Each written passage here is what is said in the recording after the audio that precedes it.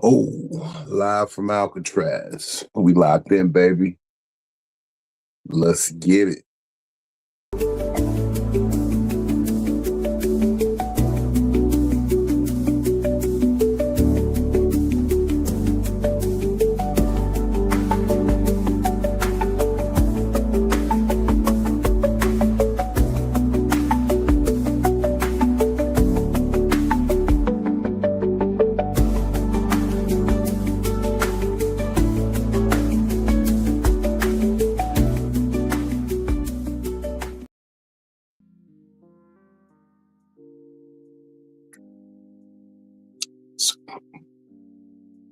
Just another manic Wednesday. It's my friend's day.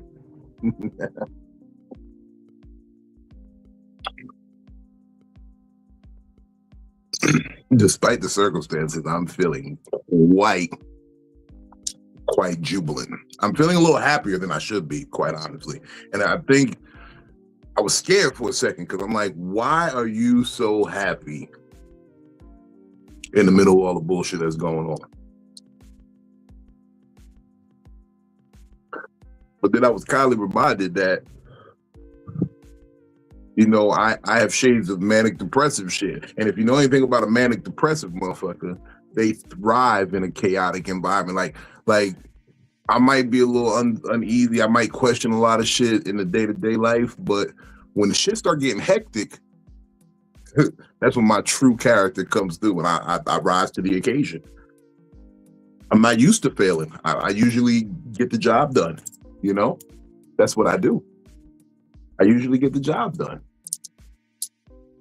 So, you know, of course shit get a little crazy. Jobs. But y'all made it. And y'all here with your favorite fat man, Big Vito, on this crazy trip we call Psycho-Babble. Glad y'all could make it. That was for you.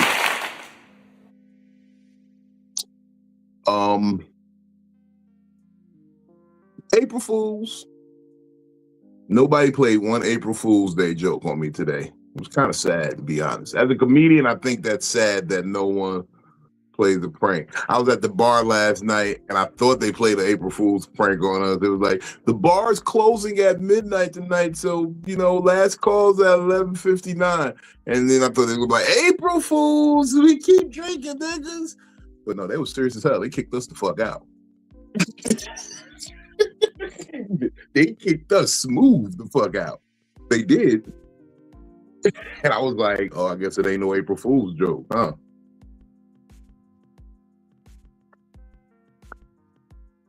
Ooh, wee. I got a new vape. Every time I see vapes shaped like this, I expect them to blow out some fruity ass flavor.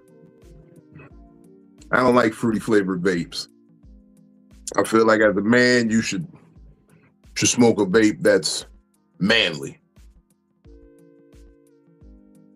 Like if you're a man, your vape flavor should be like stone, gravel. You shouldn't be smoking bubble princess. Well, I don't know vape flavors, but I feel like you should smoke something manly, gravel. That give me that gravel vape. That's how it should go. But that's just me. Today, my therapist said that sometimes, never mind, that was between me. I don't think y'all should hear that part. Look, let me talk to my junior therapist in training. She's here. I don't do this show alone. I have a co-host, and she be here, and she be. I don't look. First of all, my therapist said congratulations. My therapist told you congratulations. She said you put up with my shenanigans for quite some time. Congratulations to you. So I need y'all to give her a big round of applause, Miss DamnItPhilly. What's up, everybody? What happened to your hand? You carpal tunneling at the end? It's not carpal tunnel. It's still from when I fell. It just Like it'll feel like it's okay, and then it'll just start back hurting again. So I just got it wrapped up, and I got the Tiger Balm on it. It just, I don't know. It's like some days it's like ghost pains. Like it You just, got one of those 40-year-old lingering I pains. ain't 40 yet though. Like we not wishing that. So why is it lingering? I don't know. It's from all of the years that I've never been hurt. From all of the years that I never got hurt, nothing like that. It said, "No, you gonna feel this shit today. You gonna feel it for a minute." It's You on. see, I'm glad I got hurt young as a kid a lot. Because it prepared me. It was crazy because these phones really do be listening to us. But I ended up seeing something on Facebook talking about, like, I'm guessing they got this new theory called the never broke a bone theory. And it was crazy. And I was like, oh, so I talked about how I never broke nothing or sprained nothing until I'm damn near 40. And now they got all of this shit coming up here. Got time for that. I'm about to go. I'm about to go off the grid because this is crazy. Never broken a bone theory. Never broken a bone theory. I've never heard this theory. I've heard a lot of theories. I never heard it until today. Heard a lot of theories. Yeah. So it's a lot. How'd the show go tonight? We haven't spoken in a while. So there's a lot that happened. We'll talk later. We'll talk off screen. I'm volatile and I got eyes watching me, making sure I don't say nothing outlandish. Gotcha. Yeah, I got to fill you in completely on what's happening. Yeah, my life has been a scramble lately, though. But that's what tonight's topic is about. Tonight's topic is about your crisis character. You dig what I'm saying? Okay. I'm going to bring the rest of the people in, but I'm going to give y'all a little sneak peek alley-oop tossing. You see, the way I see it, I mean, it's the way that it is, really. Your true character comes out when you're tested in moments of crisis. You know, he did a study with a bunch of men who talked about how the thing that really poisoned their relationship was their lady's character during crisis, and that's what made them want to leave. It wasn't that the actual problem was the problem, it was the things the problem revealed when a person's going in their crisis. And I realized something about a lot of people in general. That crisis, especially depending on the depth and severity and your outlook on the crisis, like from hopelessness to, damn, this is a crisis, it's inconvenient, but you know what I mean, I'll live, to hopeless death, life or death situation, it reveals a lot about your true character. I've recently gone through crisis. I've gone through several crises. And I always tell y'all, I have a spiritual consigliere. It's my bro. As another black man who's of similar, like I'm going to begin adopting this new phrase. I intend to surround myself with people better than myself. I intend to surround myself with people better than myself. Because that's what true good leaders do. They surround themselves with people better than them. And this man, well, we already know Philly's way better than me. She's but this man here, being another black man, I call him a lot in times of crisis. And he doesn't even echo, like I know there's a lot of dudes who like call they niggas, or people in general who call they people, they call a person that they know is going to co-sign with them. And y'all don't even know. Y'all may think it here, but y'all don't know how many times Billy tell me, yo, you know you're kind of wrong there. You kind of should like work it out like this instead. Y'all don't even know he'd be the one, hey yo, You want me to holler at you real quick? Yeah, maybe you should. And I listen when people do that.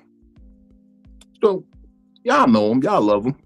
Y'all call him the Right Reverend, but I call him the Archduke Bishop Benjamin Blanco Perryman Esquire II. Give it up for Benny Blanco Perry, y'all. Benny Blanco Perry. I almost spit my coffee out on that Archbishop one. You almost caught me on that one. I'm prepared for that one. We go with the Archduke Bishop. The Archduke Bishop. You've been knighted. How y'all doing? Tidings of comfort and joy out there. That was a bright flash of lightning. Yeah, it's thunderstorming out here in Richmond right now. I don't know if it's coming y'all way or not. Hey, look, I'll be on the road by the morning, so I don't give a fuck. Yeah, true that. Yeah, doing pretty good. Drop back in. You echo it. All right, got you. While he's resetting, we got the homie in the building. She done made it through. She done had date night. She done motherfucking.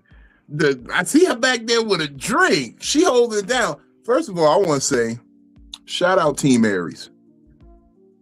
Happy belated birthday. Well, how I say happy birthday on your birthday, but happy belated birthday for the homie. For the homie, for the sis. Look, we call it One Monkey Don't Stop the Show. Sis Kels Morton. What's up, y'all? Thank what you. Up, and, though? Hey, for y'all, he texted me. He said, "Happy birthday, nigga." I did. I said, "Happy birthday, nigga." I loved it. That means he ain't forget. So I was good with that. Cheers. Hold on, let me get my cup ready. I was grateful because that mean if he texts you and he remembers, that means he gives a fuck, and there's not many people on that list. So, nigga, I'm mad because I was gonna collect my Four Loko tonight. I definitely was. I still owe you, and you said you want the coconut, right? If you can find coconut, If you can find it. Is it hard to find? Yeah, those was hard to find. Okay. They only got 2 flavors by my house, and they not no good with. Okay. If you got multiple cars, drive your worst car when you go find the coconut flavor. If you got like a Benz and a Toyota, you might want to push that Toyota when you go get that coconut. I gotta borrow hubby's car. He got an Avalanche because that's the. Yeah, get you something that Yeah. Something look like some the hood respect. Something the hood. Yeah, they gonna be like, he drive that to work. So that's the right ride for it. Matter of fact, I know a bodega. I'm a pin. I'm gonna go by there and pin, send you the GPS location. You gotta find it like a fucked up scavenger hunt. Find the Four Loko. I didn't know it was like that. Yeah, it's like that. It's fucking. It's cracking a can. It's definitely what's tearing up our community. I definitely gonna co-sign Somebody that. told me, they was like, "Oh, you gonna drink that? Don't do that." Look, you only live once. It's lit though. Shout out to the homie back on hiatus. We love to see him. Say hi to the haters. Shout out Superfly. No way. Back out here. What's happening, fam? Can't call it. I'll be selfish too. What up? What's up? Good. No what up, though? What he forgot to tell you, Kels, you only live once, but if you want to speed that time up, get you a Four Loko. Am I the only one on Earth that hasn't had one yet? Probably. Drunk one either. You tried it, Super? No. Okay.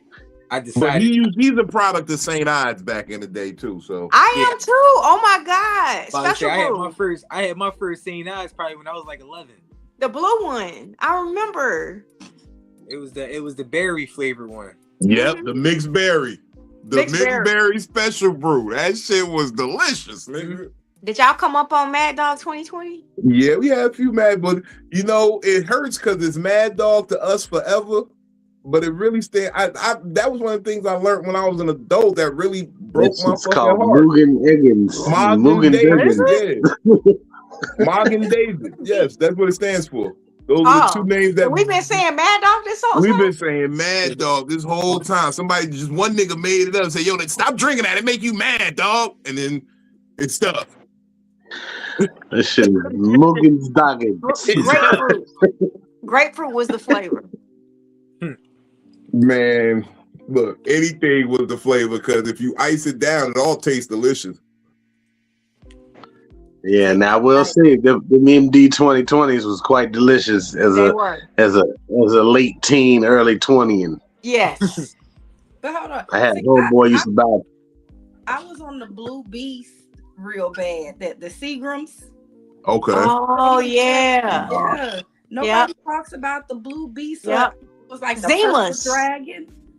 Yeah, that was in the more gentrified neighborhood.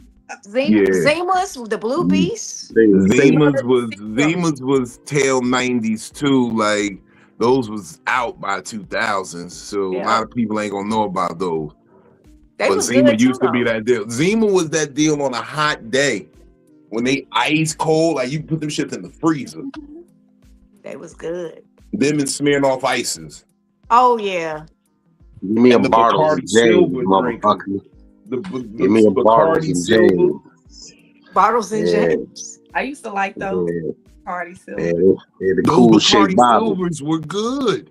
They taste like exactly a liquored up Sprite. Exactly. Yo, I thought I was the only one who caught that. I'm like, this is just liquored up Sprite.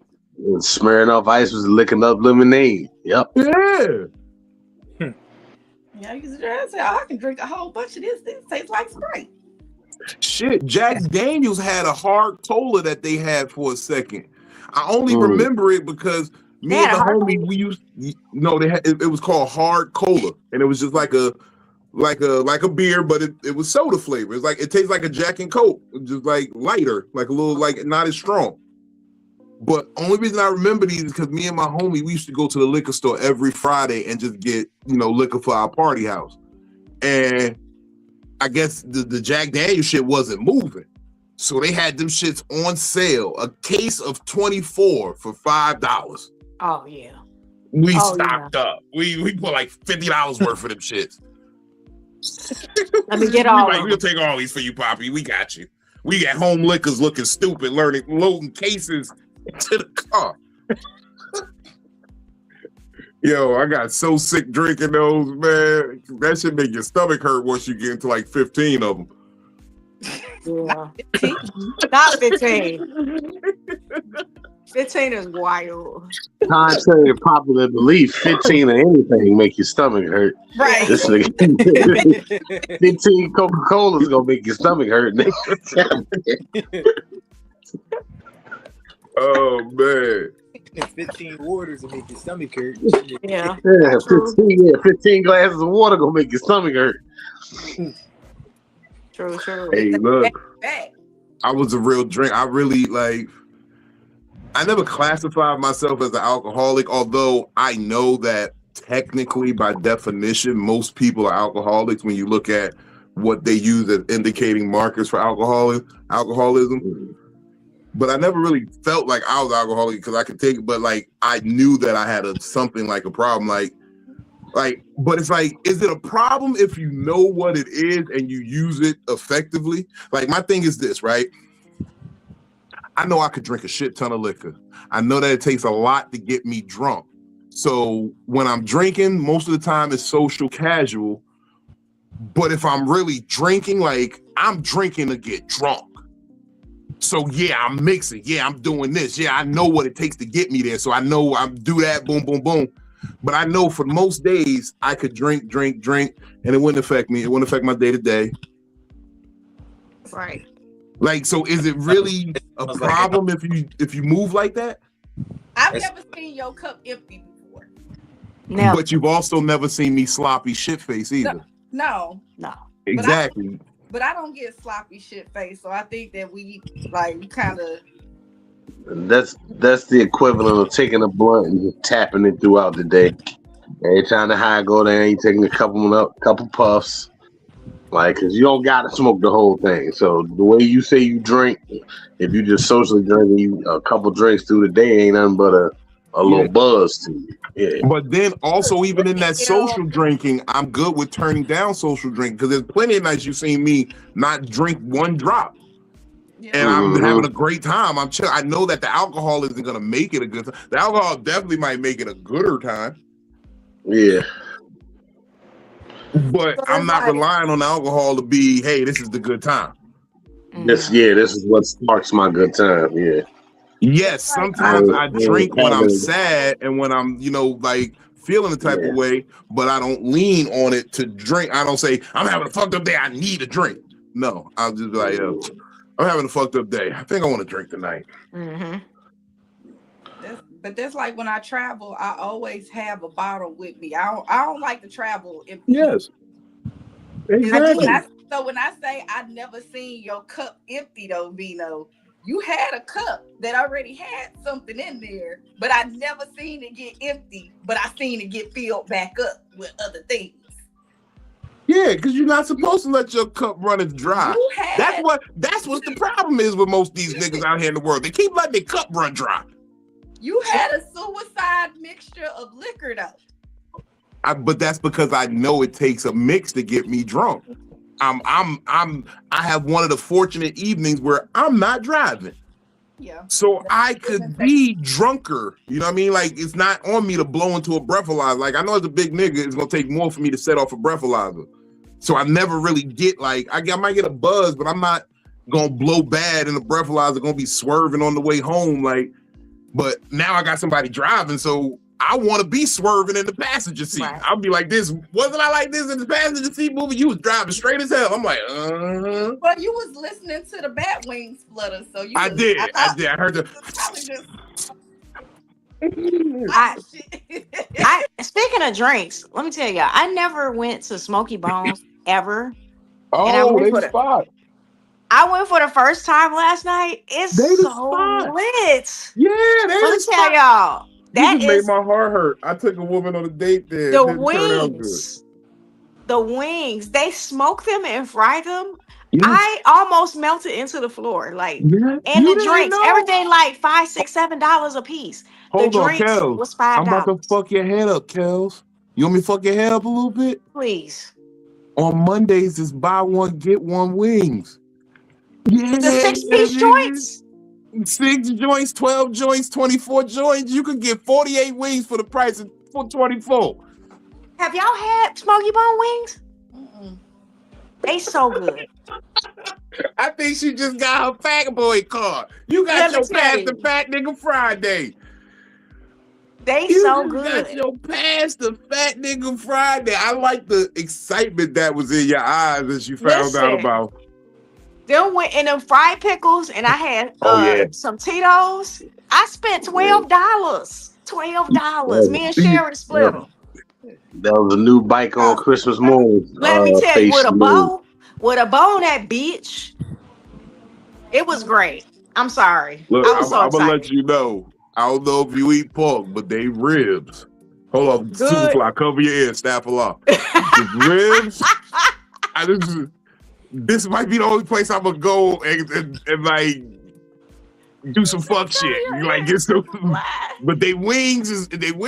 But yo, the ribs, nigga, better. Better than the wings.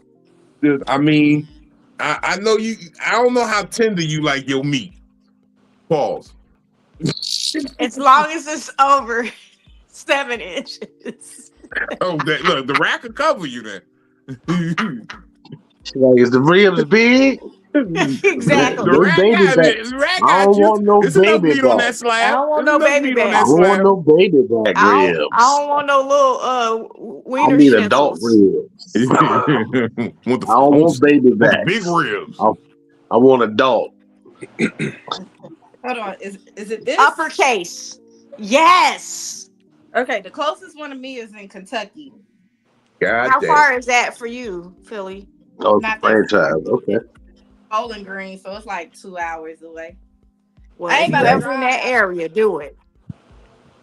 I I'm not about to drive 2 hours just for. No. If you in the area. Yeah. If you in the area. Hold on. I'm gonna tell you some.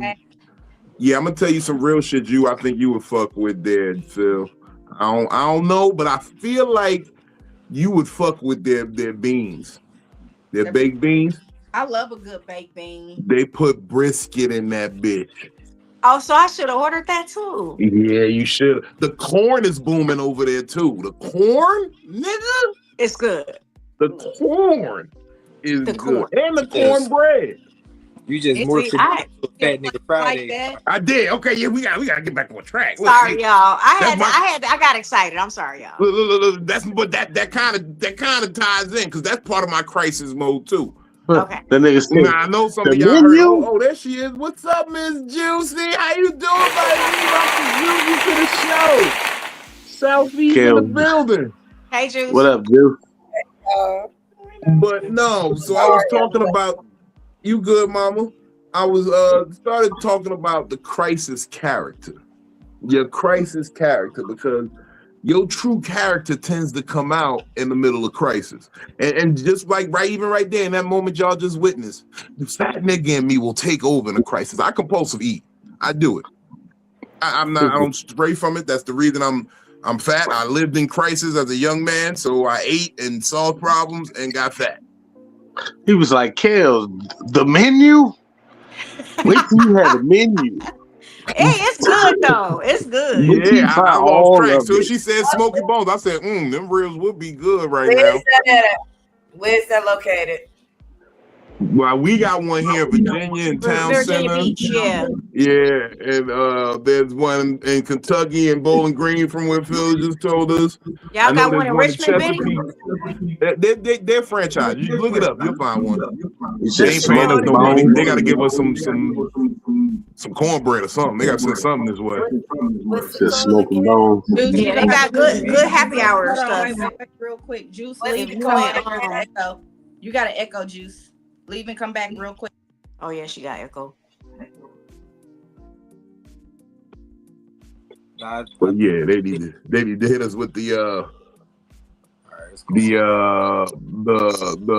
endorsement money because we bigged them up big right here. Hold on, hey, Smoky Bones. You know what we need from y'all niggas? Everything. We need 200 honeyed up cornbreads, some baked beans, 48 wings. And I want it dusted, but I also want honey. I want the sweet glaze on the side. how you order 200 cornbreads and only 48 wings? Don't worry about that. Yeah, If we eating it all. we gonna eat it all. We definitely gonna fuck this shit up. We definitely gonna fuck that shit up. You can eat the pulled chicken. I love wings. No, hold on. You back vegan? Are you vegan? All the way back? No. No, I ain't back yet. You still eat meat though, not pause. Yeah, no freaky meats. No freaky meats. Freaky meats. Yeah, freaky meats. They have to prepare his at the beginning of the day or clean off the grill, make sure nothing contaminates whatever he eats. So no, but with Smoky Bones, they can straight up just smoke the chicken all the way through. Like they don't even never got to touch it on the grill or fry. They can just straight smoke it. And then wings is delicious when they just like smoke. Like it takes longer to get it done, but it he can't even have it smoked if you smoke pork in their room, he can't have it from their room. Not at all. Damn. Because it's in the air. It's pork particles in the air. And the essence go, because you smoking it, so it's letting off an essence that can contaminate. Superfly. Let me ask you this, and it's kind of funny, but I'm dead ass serious when I ask you this, right? So I had ate some bacon. And my uncle was pissing me off. It's my uncle that was a dope fiend, and he got clean for 30 days. And then he was telling me all this staff Allah and what I need to do with my life. And it's I'm like, nigga, you're not even really full Muslim yet. You on probation. So like his kufi hadn't even come from Amazon yet. So I was like, yo, leave me the fuck alone. So he wouldn't leave me alone. He kept talking, and then he was like begging to hit the weed all the time. So I basically kind of rolled the weed in bacon grease. Like I was eating bacon, had bacon grease all over my finger, rolled the blunt, lit the blunt, and was smoking it. And then he came over and smoked it. Now my question to you is, for him smoking that bacon blunt, is he haram now? Yeah. The whole conversation, the whole situation was haram from the jump. So Yeah. Like he technically ain't supposed to smoke behind a nigga that just ate something that had pork in it. We shouldn't be smoking at all. Well, yeah, that one is real because it's harmful to the body. But if a nigga is smoking, he shouldn't even. Yeah, like my cousin, you couldn't eat no Skittles and then smoke with that nigga. He ain't gonna do it. He'll smoke his own blunt. That's wild. He don't want to taste the rainbow. But pause, you should. We all knew that was wrong somehow. The whole premise of the bacon will fall on. It got pork in it. And that is if you intentionally smuggled it in the bacon grease with those intentions, then that'd just be bad. I didn't want him to smoke it, but I also felt like he should know, like he should smell the bacon grease. Smell the bacon in the air coming off the blunt. He's just like, nah, I'm good. But he just grabbed him. Did he say it tastes like bacon? He didn't say nothing. He told me, he said, yo, you need to, work out, walk more, lose some weight. You shouldn't be smoking like this all day, every day. I'm like, nigga, you here smoking with me right now. Shut up. And that's when I snatched the blunt back. I'm like, give me my blunt back, nigga. That probably tasted good if it had bacon on it. It probably did. That man was probably sick for the rest of the day. He was probably sick for the rest of the day, yo. Sorry, Super. I'm not trying to be disrespectful. I like bacon. I know niggas that do no research. They not up on their shit at all. I knew a nigga named Raheem, and this nigga we had some like it was after Easter. We had this big ass ham. And so this nigga had a slice of the ham. Like, we like, yo, go eat whatever you want in the fridge. He sliced up a big ass piece of ham, put it on some bread, had mayo, mustard on it, lettuce. And he's sitting there eating the shit. And we're like, yo, what you doing? I thought you was Muslim. And he like, what? I'm like, that's ham. He like, yeah, ham sandwich is good. I'm like, ham is pork, bro. Do you not? And I was like, that's when I started realizing some niggas be not. They don't know. They don't know the difference between pork and they swear to God they smart, but they didn't pass the first. They don't know all the breakdowns of what pork is. Yeah. What be pork, what ain't pork. Like, and I was like, yeah. But I felt like. All right. We need to go ahead and jump into this topic. Okay. What's the topic? The topic is your crisis character. We're going to end up talking about food and all kinds of stuff all night. It's not Fat Nigga Friday. It's cool. We Gucci. I got you. But as Vino said, one of his crisis characters is he like to eat fucked up shit and a whole lot of it. Yeah, I go into compulsive eat mode. I motherfucking sit there and I know that I'm doing it. I just have to do something or else that anxious energy is going to maybe be used wrong. Okay. As a sex, I will drink and have lots of sex. Now mid-crisis, because this is what I mean in the crisis character. Like, okay, because I can't think straight, so therefore I'm gonna need something to like let off the tension. So the only thing that really lets off tension for me is catching a nut. So I'm gonna end up diverting from what I'm supposed to be doing to go have sex. Which way? I mean, that's tendency. So crisis brings on hypersexuality. Yeah, that's what I'm So saying. your crisis defense is hypersexuality. Mm-hmm. Okay. Some I ain't people saying they it was a good expose one. their I just true. said Yeah, some people when they hit that crisis mode, they show that true character of the grit or the grind. You know what I mean? Like, I know another one of my characteristics is I'll get hyper focused on whatever my goal is. Hyper focused. Like nothing else in the fucking world matters. Like I neglect. Like when I was a dope boy and it was like move this pack. You family don't see me. Nobody can even talk to me till this pack gone. Mm-hmm. That was the crisis. I'm fronted some shit and I gotta get this nigga his money back. I remember one time I owed a nigga $65,000. Oh Lord. I did not know how I was gonna get it. I was running around robbing everybody. That was the goal. I didn't care what else was happening. I needed $65,000. Mm-hmm. exactly. Every flip I could make, everything. I'm hyper focused on the mission.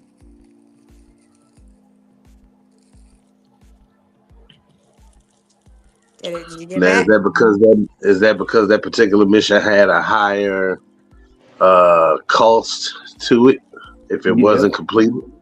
Yeah, it was that. You know, niggas don't be playing about they buddy. But I don't think it's even just because of that particular mission. I get like that. That's always been my defense mechanism. I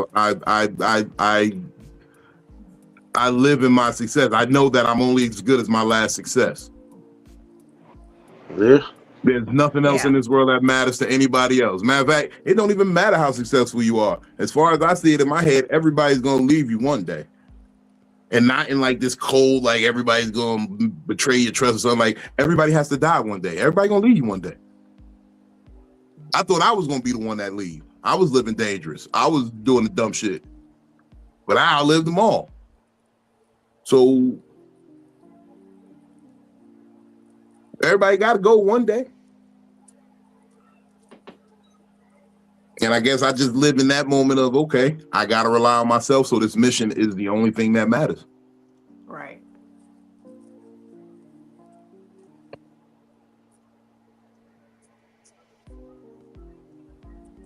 That's why I'm not used to failure, because the mission always usually succeeds. I go into more of a recluse state to where I feel like I'm always kind of out here.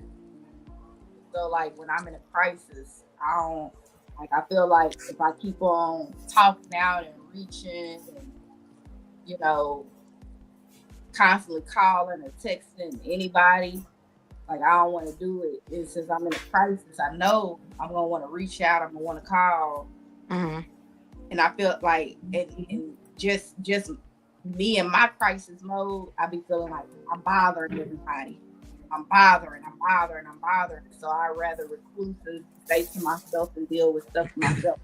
Clue, you said that with a panel full of Black women. I wasn't even going to acknowledge that at first, but you said that in a room full of Black women, we will not. Jesus blocked. But no, absolutely, I'm a recluse. I don't want to have to. I feel like I don't want to bring nobody into my crisis or into whatever emotional state that I'm in. I don't want to spread that energy because I know how sometimes like bad energy spreads really, really quickly. And I don't want to be the one that like is the wildfire. I don't want to start it and then it trickles down to everybody else.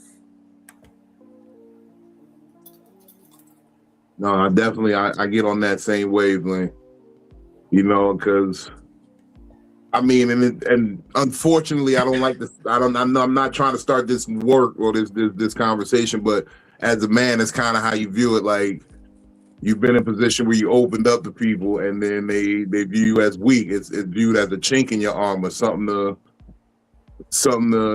be used later as a weapon, as a dagger, and so you just end up.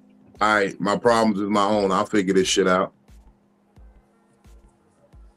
grew up as a kid, we was taught from the matriarch of the family that men aren't supposed to cry. And you know when I realized that wasn't true? The day when he died, the day when my grandfather died, and every man was there crying. I'm like, I thought we wasn't supposed to cry. So who's lying? So I get what you're saying on that. I understand where Philly was coming from. I do shut down too sometimes when I be in crisis situations. I won't talk to people unless I get everything together, and then I come back for it. Because it's like really hard for me to ask people for help, and I don't like getting told no. So, and then I don't like telling people my business and they're not giving me a solution to my problem, because now in my head, I'm going to just think you just asking me because you want to be fucking nosy versus wanting to help me with my actual problem. So now I know I'm not gonna fucking talk to you anymore. I'm not gonna ask you for shit. Don't even worry about it. Our conversation about to be straight with like maybe one word of answers, if that. But that's just how I am though. Like I don't just be telling people my business. Like, no. Yeah, motherfucking no, I get that completely. And on top of what you said, a lot of the times we're asking for help, it'd be so aggravating because it's like it's people that you help, and it's not that they can't help. Always that people they that you have. No, but listen, it's not that they can't help, it's that they won't help. Like Exactly. I could see if you're not in position to help, and I ask you, and you be like, "Yo, like it's really not I can't do nothing right now." But it's like I'm sitting there watching you do things like like how could you? I would never do that to you.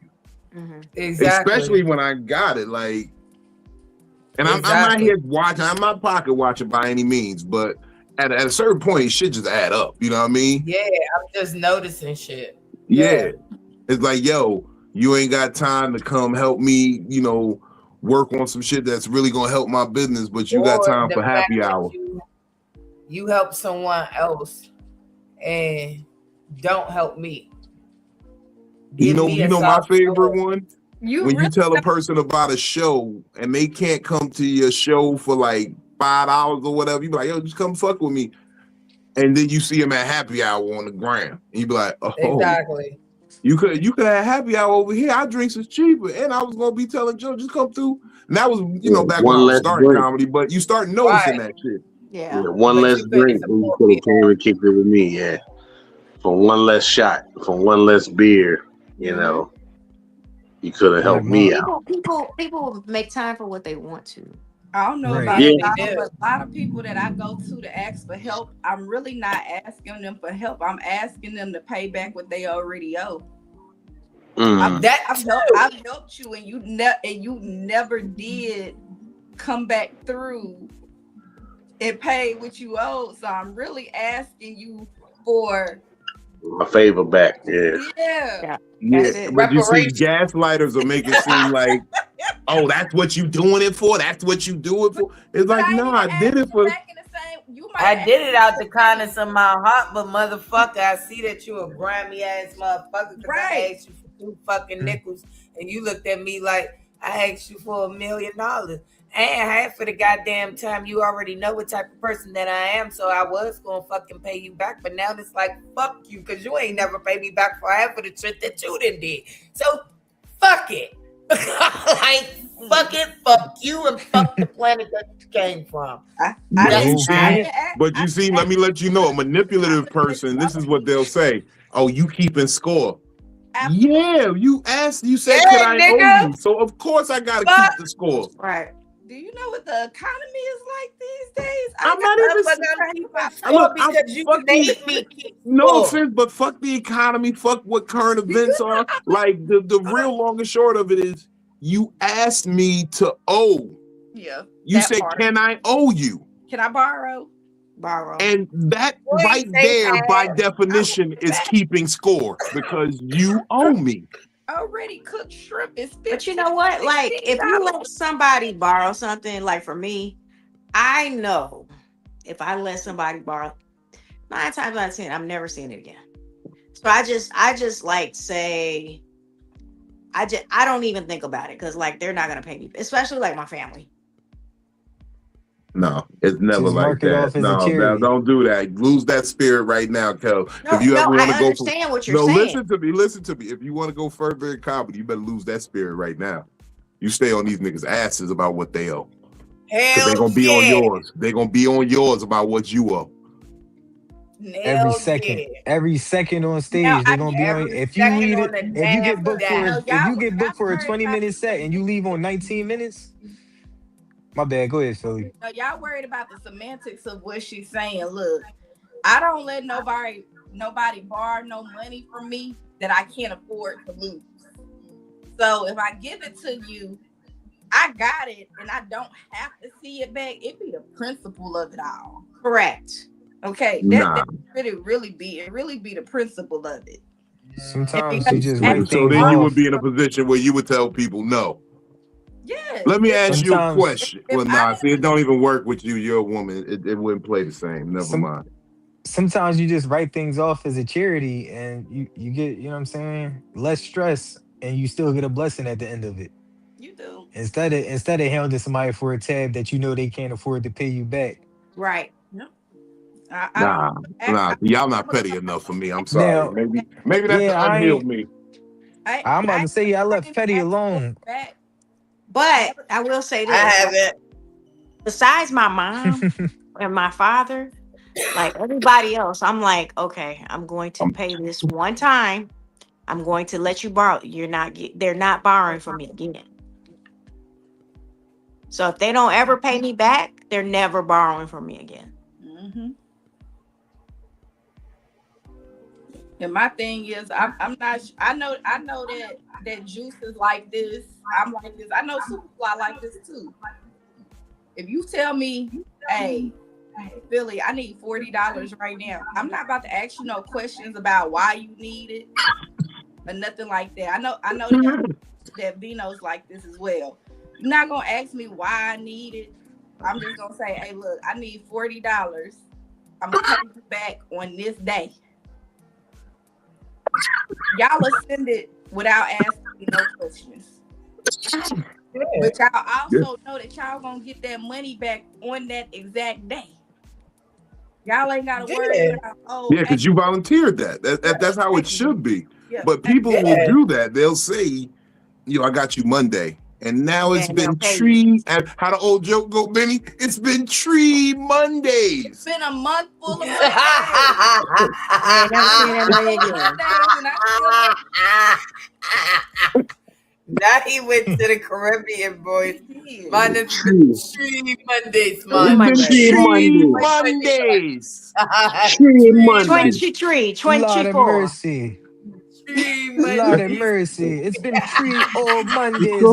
Rasclad Mondays. You just said Tree Monday, I would have believed Tree Monday. You told me one Monday. What do you say?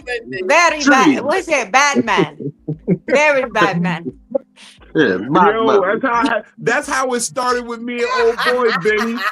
That nigga was trying to flex on me, talking about some. You ain't never did a $10,000 weekend. And by the way, I have done a $10,000 weekend now. But he said you ain't never done a $10,000 weekend. I said, nigga, don't talk to me about a $10,000 weekend. I had to chase you for 3 months for a 3.5, nigga. You owed me for a 3.5 for 3 months, nigga. Get the fuck out of my face. Don't talk to me about 10 racks. That's diabolical. Yeah. Man, look. All I'm talking about is cookies on the scale. The crisis, man. When that crisis mode hit, it's a motherfucker. You know, the thing about relationships and shit is like crisis show you, like, because some people respond by turning their partner, and it becomes not us against the crisis, it's us against us. And why are we not attacking the crisis? Right. Then there are other people who, like, you're not helping, but you're commentating on everything that I'm doing. You know what I mean? And then it's like, yo, like if you're not gonna jump in it with me, roll some sleeves, then allow me to just I'll be back, and then I'm gonna get this right. Let me go make some shake. Yeah, I gotta make some shake. That's how my whole life been. Mom said we need the rent money. I said, all right, I'm gonna be back. I'm gonna make something. Figure something out. I've been on go ever since. Never had a day off from hustling. Yeah, that's kind of my crisis fallback. As long as I can get in the car and there's some music, so I can drive and think. Oh yeah, I'll figure it out. Yeah. But as long as I can get away from everybody, then nobody gets hurt, nothing gets damaged. All sandwiches are safe. You know what I've realized in crisis too? I often get called paranoid. And I'm starting to feel disrespected in that a little bit because there is such a thing as intuition. And just because I'm hypersensitive right now don't mean I'm hypersensitive for a reason. There's my spider senses are tingling, nigga. So any chink in a person's armor or any slip of the character, I start realizing shit. And I'm like, yo, like you know what hurt me the most in these last couple of days? Somebody lied to me and really tried to like play me like a straight idiot. And it's like, yo, you sit in my face every day and tell me how smart I am and how, yo, I always, and I'm like, and then you would say something that was a blatant lie today. And really, most days, niggas be lying, and most days I let them have it. Yeah, I just told Brooklyn about that right before the show started. Niggas be lying, and most days I let them have it. I be like, you. Uh-oh. Nigga said, yeah, yo, I'm having the same problem everybody else having. It ain't even there on the website. I can't even load up the website. I said, that's not the problem they're having. You just lied to me. You didn't even try. You didn't. Thank you. All right, I'm gonna talk to you later. I got some shit to do. I got some shit to do. Dude, I don't want to talk no more. Oh, God. But the crazy part is, it's cool. It's like that be that's one of my crisis character traits too. It's like I start being very like that's why a lot of people who used to be around me don't be around me no more. It's because I got that bluntness when I'm in crisis mode, and the bluntness, it ain't for the weak. It's not. I'm not even gonna blame it on being an Aries. I'm gonna blame it on me being able to fight, because I say whatever I want to say, and you can fight me if you want to, or we could talk this out like intelligent people. You know what I'm saying?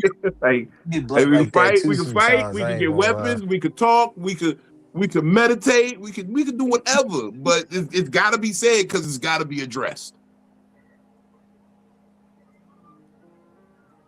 How you want to run it? I prefer a nice conversation. Would you like to hit some of this reefer?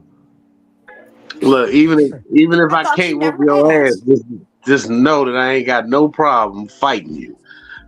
So I'm gonna say what the fuck I want to say. Yeah, that's all it is. I'm gonna say what, and it's not even what I want to say, because what I want to say is definitely gonna hurt your feelings. Yeah. So I'm gonna say what needs to be said, and sometimes it may need to hurt your feelings a little bit.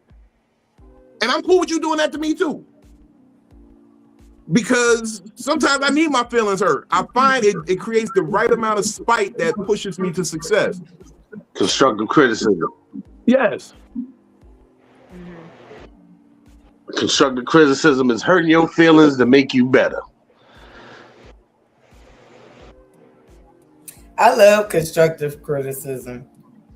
I'm gonna hurt your feelings to make you better. I feel like you're not my real friend if you're not giving me good constructive criticism. Not. You want your people to be shocked. Because real talk, this is how I see it. I'm going to tell you the absolute truth because you hanging with me. And what people going to be saying about you is going to affect me too. So it's really a selfish thing. But so I'm going to let you know what they could talk about you. Mm-hmm. Like I used to have this girl I was fucking with, right? And she wanted to enter this roast battle. And she was like, I just need you to help me write some jokes. And I'm like, what you really need to worry about is what they're going to say to you.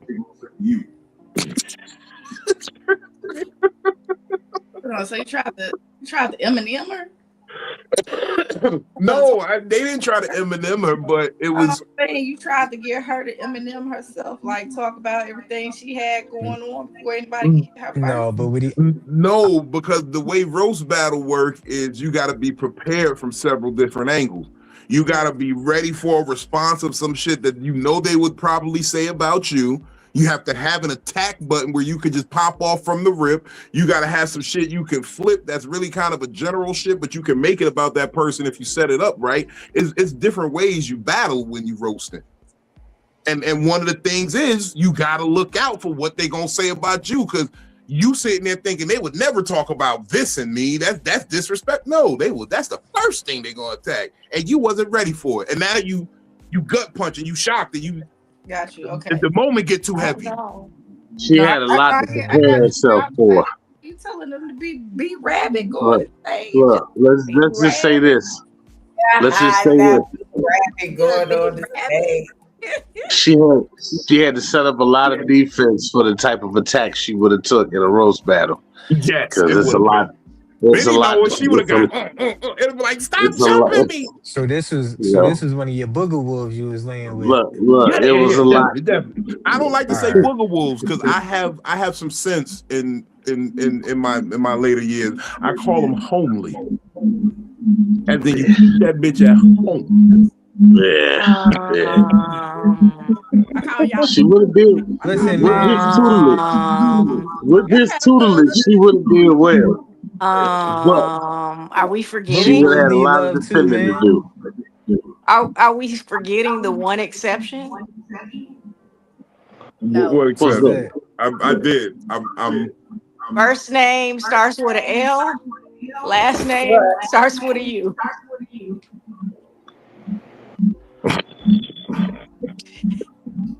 Look, first of all, I keep telling y'all, depression is a real thing. Depression will make you do some shit that you wouldn't normally do. And y'all should have seen that as a crowd for help. As my people, I really blame that on y'all. Because none of y'all came to me like, yo, no, seriously, though, you know, like, I did. Are you all right? I did. I was at the club. You was giggling. You wasn't like, hey, yo, seriously, Vino. No, I was like, are you okay? She was laughing like, you all right now? You was like, you all right? So I'm like, yo, you wild, stop laughing. He never sent me a picture. He wouldn't give me an Instagram or Facebook or nothing. Okay, I don't know who Lil Ugly is. Let's just keep it real. You haven't seen her? No. He won't let me see who Lil Ugly is. I'll be trying not to let my friends see me truly depressed. You guys send it, Kels. I watched that episode. I've only seen her. I haven't seen her in print. I've seen her in person. Polo let them shits go like Machiavelli tapes. He gonna hold that shit for 6 years before he let that episode out. I've seen her in person. See, I wasn't even gonna say all of that. All I said was, I'm gonna watch the episode. See, look, you giving it all away. Don't worry about it. Don't worry about it. Y'all remember McGruff? What's wrong, girls? The little dog that got the underbite. You talking about from Chicago, Illinois? McGruff. 60652? McGruff, the crime dog, not the rapper. This nigga remember the commercial. McGruff, Chicago, Illinois. 60652. Take a bite out of crime. Wow. Only you can take a bite out of crime. That bite gonna be real short on the backside of her sandwich. On the low end, it's gonna be real short.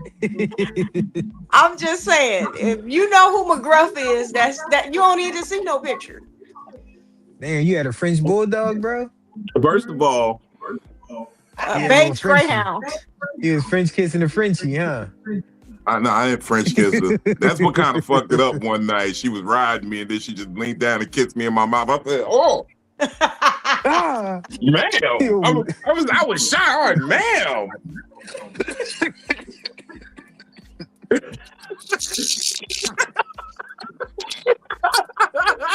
September Virgo. Look, I can't. Like, I ain't gonna lie. I can't have no passionate moment like that when somebody I'm not attracted to. Like, yeah. Imagine it being passionate and somebody be like, ugh. Yeah, that just snapped me smooth out of my depression. I was like, she all ugly. I do not even want to be here. Look in your eyes and shit. I need to go home. I'm delivered.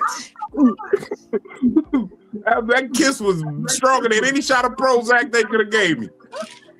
That shit snapped me smooth out of depression. I'm not sad no more. I'm not sad no more. I'm happy. I'm happy. I'm not sad no more. I'm not sad. I am delivered. It's just you, the Prince of Zamunda. Juicy. I need you to say it for me because I can't say it the way you say it. This is diabolical. Diabolical. Thank you. No. Sometimes you find the answer to your depression in the wildest places. Y'all is insane. Look, you ever notice that people be real suicidal until some shit happen that's life or death? Like somebody run up on them with a gun trying to kill them, and now all of a sudden they got all the fight in the world. Like you wanted to kill yourself a second ago. Kill yourself. Why you ain't just let him do it? That was your answer right there. Like you really blocked your own blessings. You prayed for death. God delivered a nigga to kill you, and you fought him off. Why is you fighting God? I'm not sad no more. I am delivered. Belated birthday, Kels. Happy birthday, Kels. Oh, yeah, happy belated, Kels. Thank you. It's the 44. Happy birthday, Kels. Kels, you gotta put your Cash App in the chat. We're gonna flash it so that the people can put it up real fast. Hey. I'm gonna hack that. I'm gonna hack it. Why? I'm just telling you now. Dang, man. At least you know where it went. You know where it went. I'm telling you now. So like, Dang. I was always told you can't be mad at a person if they told you in advance. Don't hack my thing. All right, now mine. That's big league. Now mine. There you go. Dude, she sound mad old. She said that shit. Don't hack my thing. Come on. I gotta get my son. Now, baby. I gotta get my son to figure out how to unhack it. Because then I don't know how to fix it. Because you know you don't fix that Cash App on my jigger. Greg, come in here and unhack. gotta be texting them the whole time.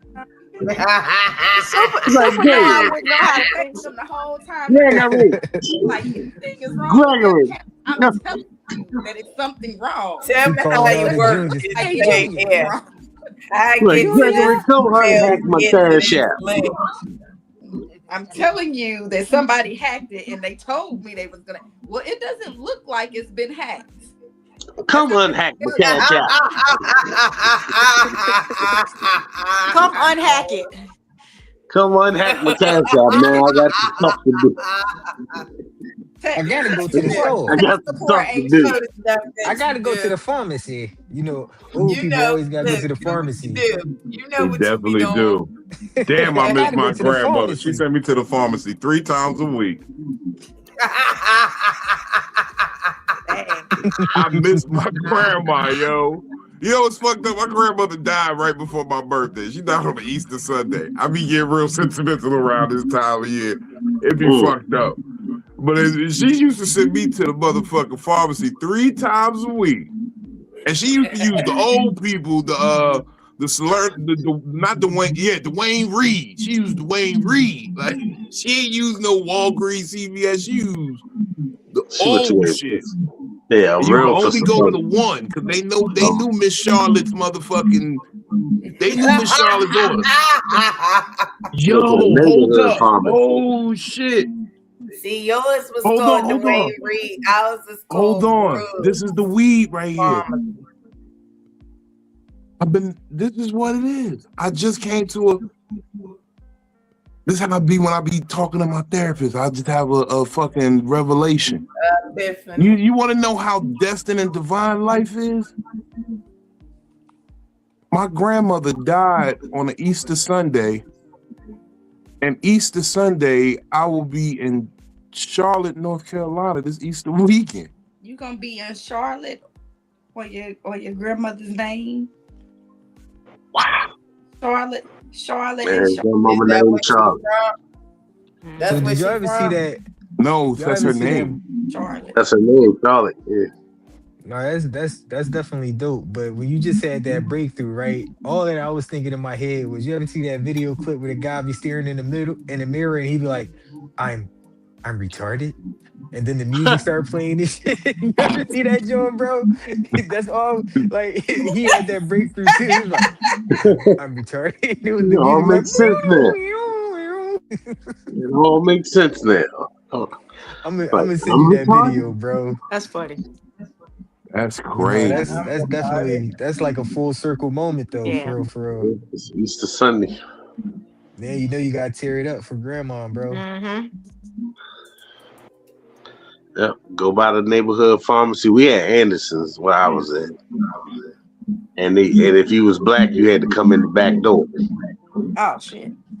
and you Oh, couldn't sit at the okay. counter to order your breakfast. Yeah, You What? ordered you were there, breakfast but from you the couldn't sit at pharmacy? the counter. You said the pharmacy you ordered breakfast? Yeah, you could get. It was at a breakfast counter, and they had a little grill, little cooking area, Damn, and black folks That get your couldn't. sounds insulin, Jim Crow Why stuff. the get your fuck is insulin this and your Yeah, so pancakes from the racist? same place. an hour from Richmond, Emporia, Virginia. Jim It ain't Crow. Anderson's Grill no more, but yeah. Are they still fucking racist? Oh yeah. It's still a Yeah. slavery You mural can't in the fucking you can't speed through there. in the post office. If you go in the post office in Emporia, the farm mural that's painted, it still got slaves and shit on the mural. Yeah. It's a segregated town. It ain't full on racist no more. The police still kind of be on that shit, but they do it in a more segregated standpoint than a racial standpoint. But y'all know where But y'all see, hang. You know where we hang. They only come together in school. Once school is done, once you graduate, y'all go back to your side, and we go back to our side, and see you in Walmart. see, my take on that, right? It's kind of like, oh, excuse me, a double-edged sword on it, because it's like sometimes you want to take some of the slavery memorial stuff down, but then some things you want to keep up to let niggas like Yeah, remember to this know where how we it was at, was. yo. Yeah. Yeah, sometimes they try to whitewash it and take, like how they did over here in Philadelphia with the president's house. They took all the pictures and stuff of like his slaves and all the things that George Washington had here. Mhm. But I think the real issue with it is because the losing side celebrates it so hard and wishes for it to come back. It's like, well, look, take all the shit down, so people just forget. But if you take it down for people to forget, then it's liable you to got happen again. you But got to they put up some celebrate the slavery. You got to loss. They celebrate the loss as if they won. They're like the cowboys of slavery time. Like they ain't the South, the the Confederates lost, but they celebrate like they won. I'm about to say, you got to put up some artwork showing some slaves kicking some Confederate ass. Fuck no, that sounds like a sundown town. Fuck no, not Mm-mm. fucking with it. Nah, it ain't though. It ain't real talk. You know what I'm saying? Like it ain't shit to do too much after 9, 10 o'clock I anyway, wouldn't because make you're in it in the a sundown town though, because like I couldn't imagine going anywhere and there's no seasoning.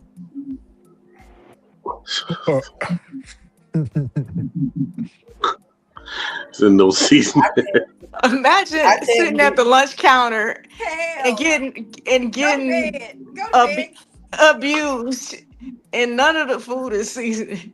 I done got Right. hit You in the can't head with have none. eggs, and milk poured on me, and none of this shit got seasoned. And this shit nasty. Did Chappelle do that in his skit? Somebody did. Was it Chappelle or Key and Peele? Well, when they finally got the shit, they was like, "Man, we went through all that for this." What the fuck? Like the pie was nasty. Some shit. I can't remember what it was. Somebody had did a documentary and they had posted like they had went like to the town wherever the town was, and it was like a sundown town. Nobody black lived in town, and they had came and interviewed the people from there. And I just put in the comments like, imagine going to a barbecue and none of this shit is seasoned. Right, it's terrible. It's just cooked meat and vegetables. No, actually the recipe to a nightmare. True black but yeah, people like carry seasonings on their motherfucking key ring. You got all the seasonings right. Be like undercover brother with the hot sauce in the watch.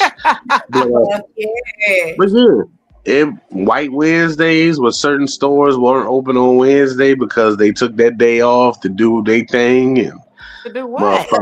White Wednesday. Yeah, White Wednesdays. That's where certain business establishments wouldn't be open on that day. They didn't service nobody. That was their day to chill. And what, they took a break to put on some sheets? Pretty much.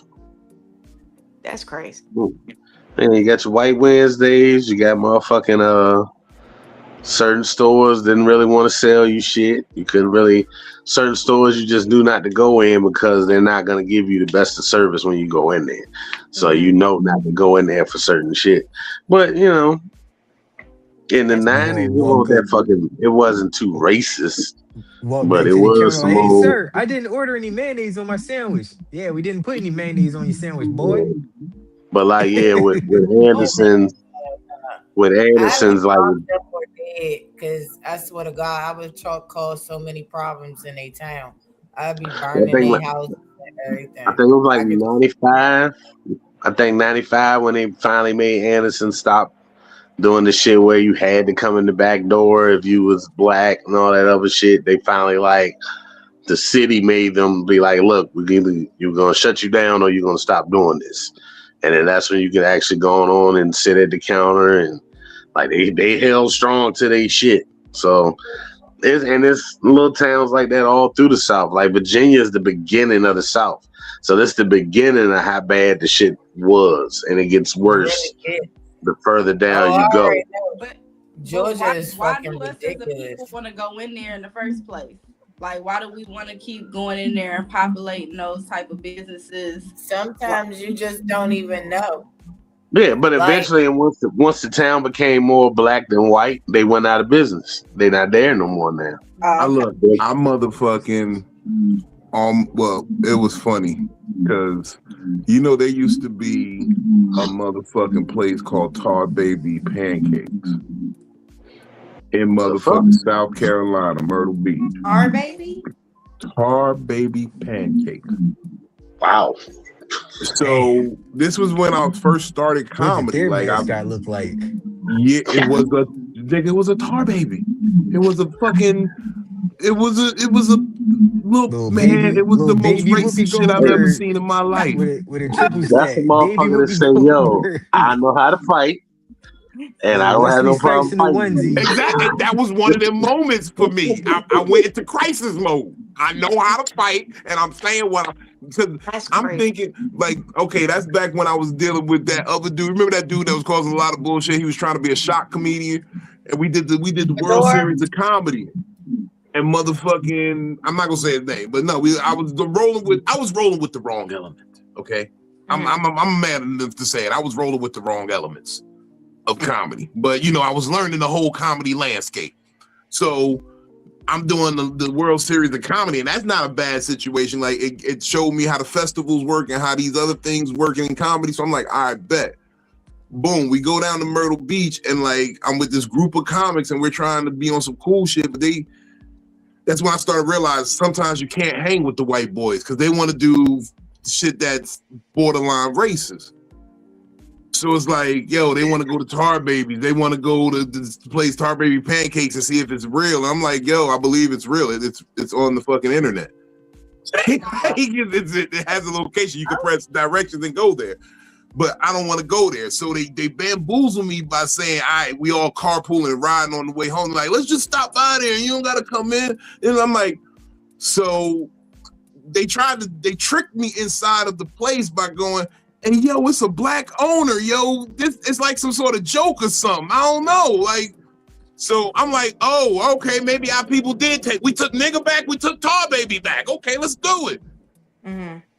And I walk in, and it's just a black host. Like, the owner is white. Everybody who's employed is black or Mexican. I'm still stuck on you. What was the mascot like? It was a tar baby. It was a little niglet baby, the black face baby. Oh fuck no. Yes, it was a black face baby. You missed that? No, I seen it as soon as I saw it. It was a tar baby. It was a tar baby. I can't do it. Yeah, this shit. No, you gotta understand. This shit is on mugs. This shit is on T-shirts. This shit is on everything there. Niggas selling niglet cakes, not pancakes. Yeah. So I'm sitting there. These motherfuckers had the nerve to sit in there. So I start making the only fuss. I'm like, yo, I'm not eating here, yo. I said, what I want? The pancakes with a side of racism? What? No, pancakes I'm not doing this. With some oppression on the side. Yeah, no, I'm not doing it. These grits taste like lynching, nigga. No, I'm not doing this. I'm not. And I was making a big fuss, and I was loud to my people like, yo, we got to go. These people tried to offer me everything. So they're like, we'll take care of your whole team. So I'm like, no, I'm not eating in here. Give me the car keys. I'm going to be outside. I'm going to pull off on y'all. I swear to God, you might as well call this bitch in stolen. I would have fought. Silvino, how was the pancakes? I never tasted them. I'm just making sure, bro. And I told and my homie really got something out of there. He got a patty. He said, well, should they give us shit free? I'm like, you better throw that patty melt at the first car we see with a Confederate flag. How you know they ain't do nothing to that damn patty melt? If my homies do some sucker shit, they not my homies no more.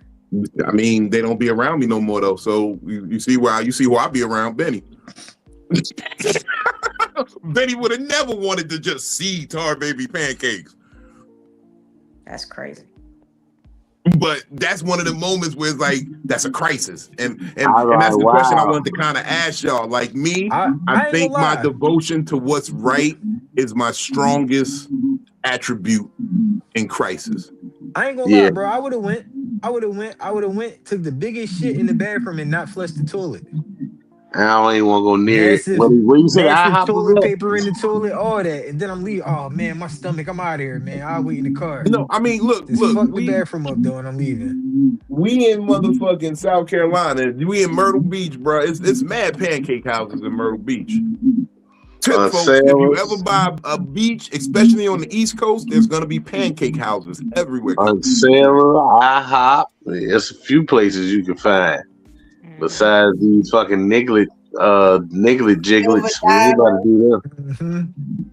And I felt really disrespected by the nigga. Want to really see. I understand the intrigue of wanting to see what the fuck is there, but I don't even want to be there on the day they decide to go wild on.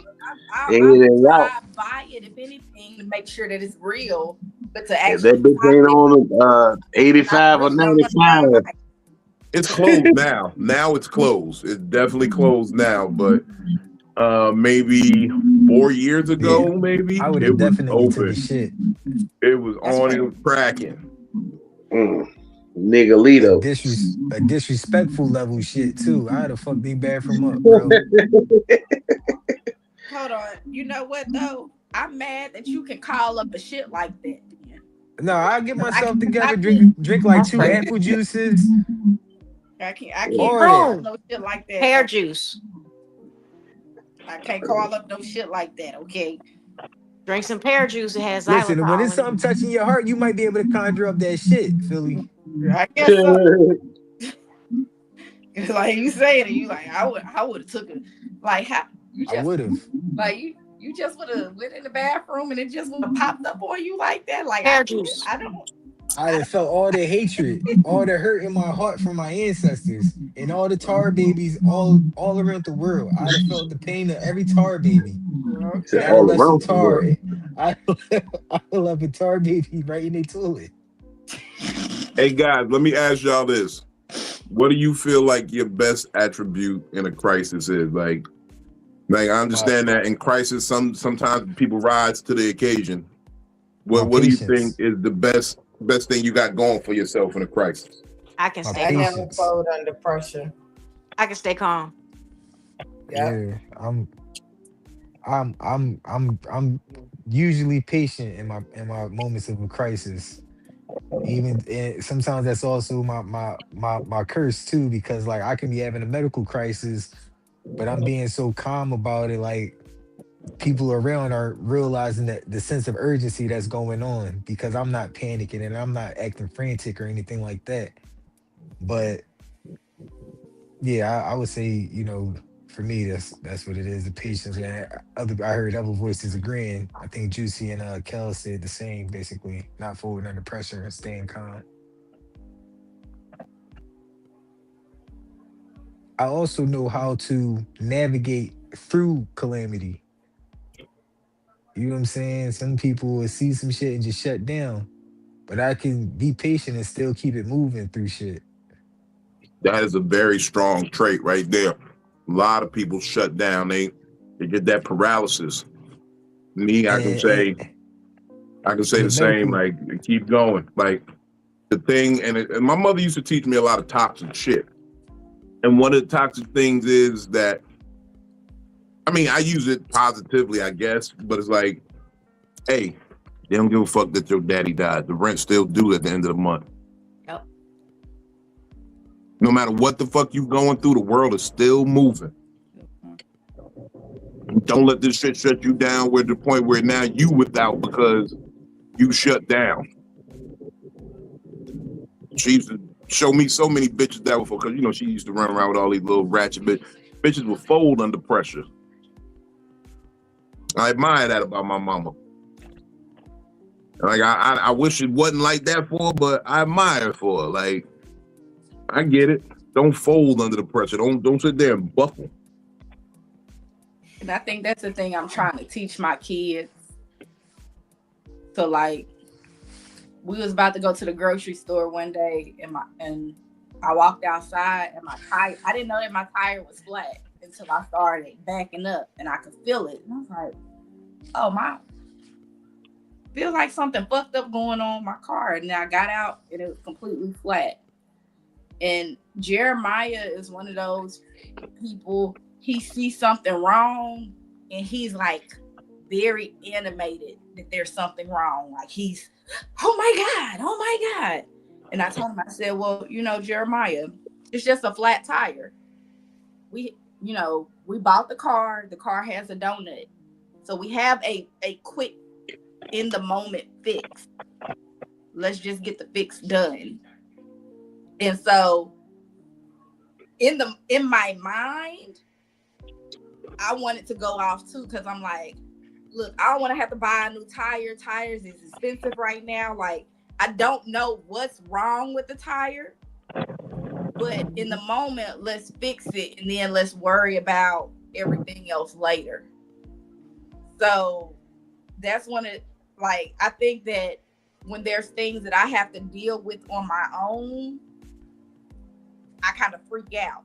But then when there's things that my kids see or other people see, and I think that's my character, because we're talking about characters.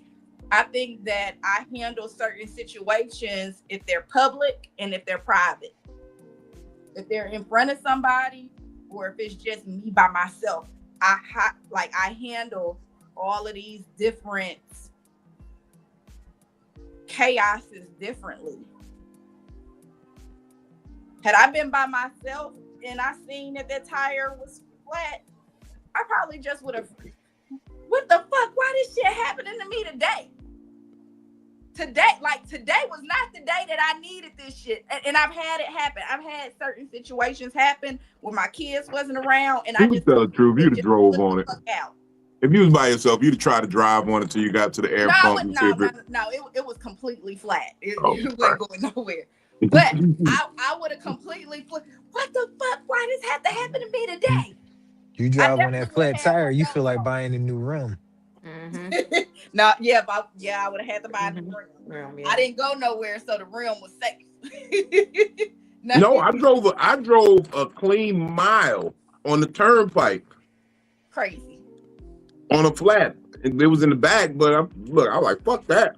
This cop was trying to make me pay, basically trying to jack my car. No, I'm out. Peace. I lied my ass off. I said, this is a run flat, nigga. I can go make it to the next exit.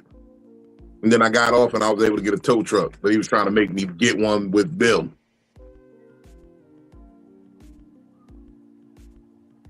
Nigga, I got triple F. I've always had an instinct like that. And so like my senior year of high school, so 17 years old, I had moved to Texas for a little bit of time. And so I was at home, and I would go and I would pick up my sister and our neighbor from their private school.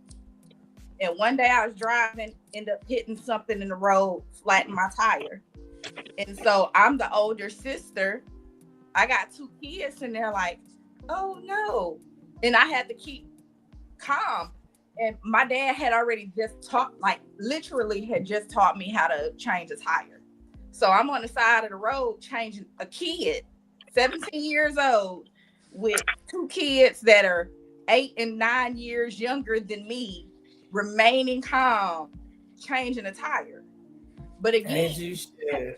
But had I been by myself, I would have had that breakdown moment to like, fuck, I don't need this today.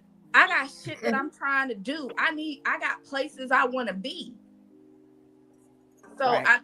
I think that my chaos character is different depending on who's around to witness it. Yeah, I don't like people around me when I'm in crisis mode because they panic more than I do. Yeah. They panic way more than I do.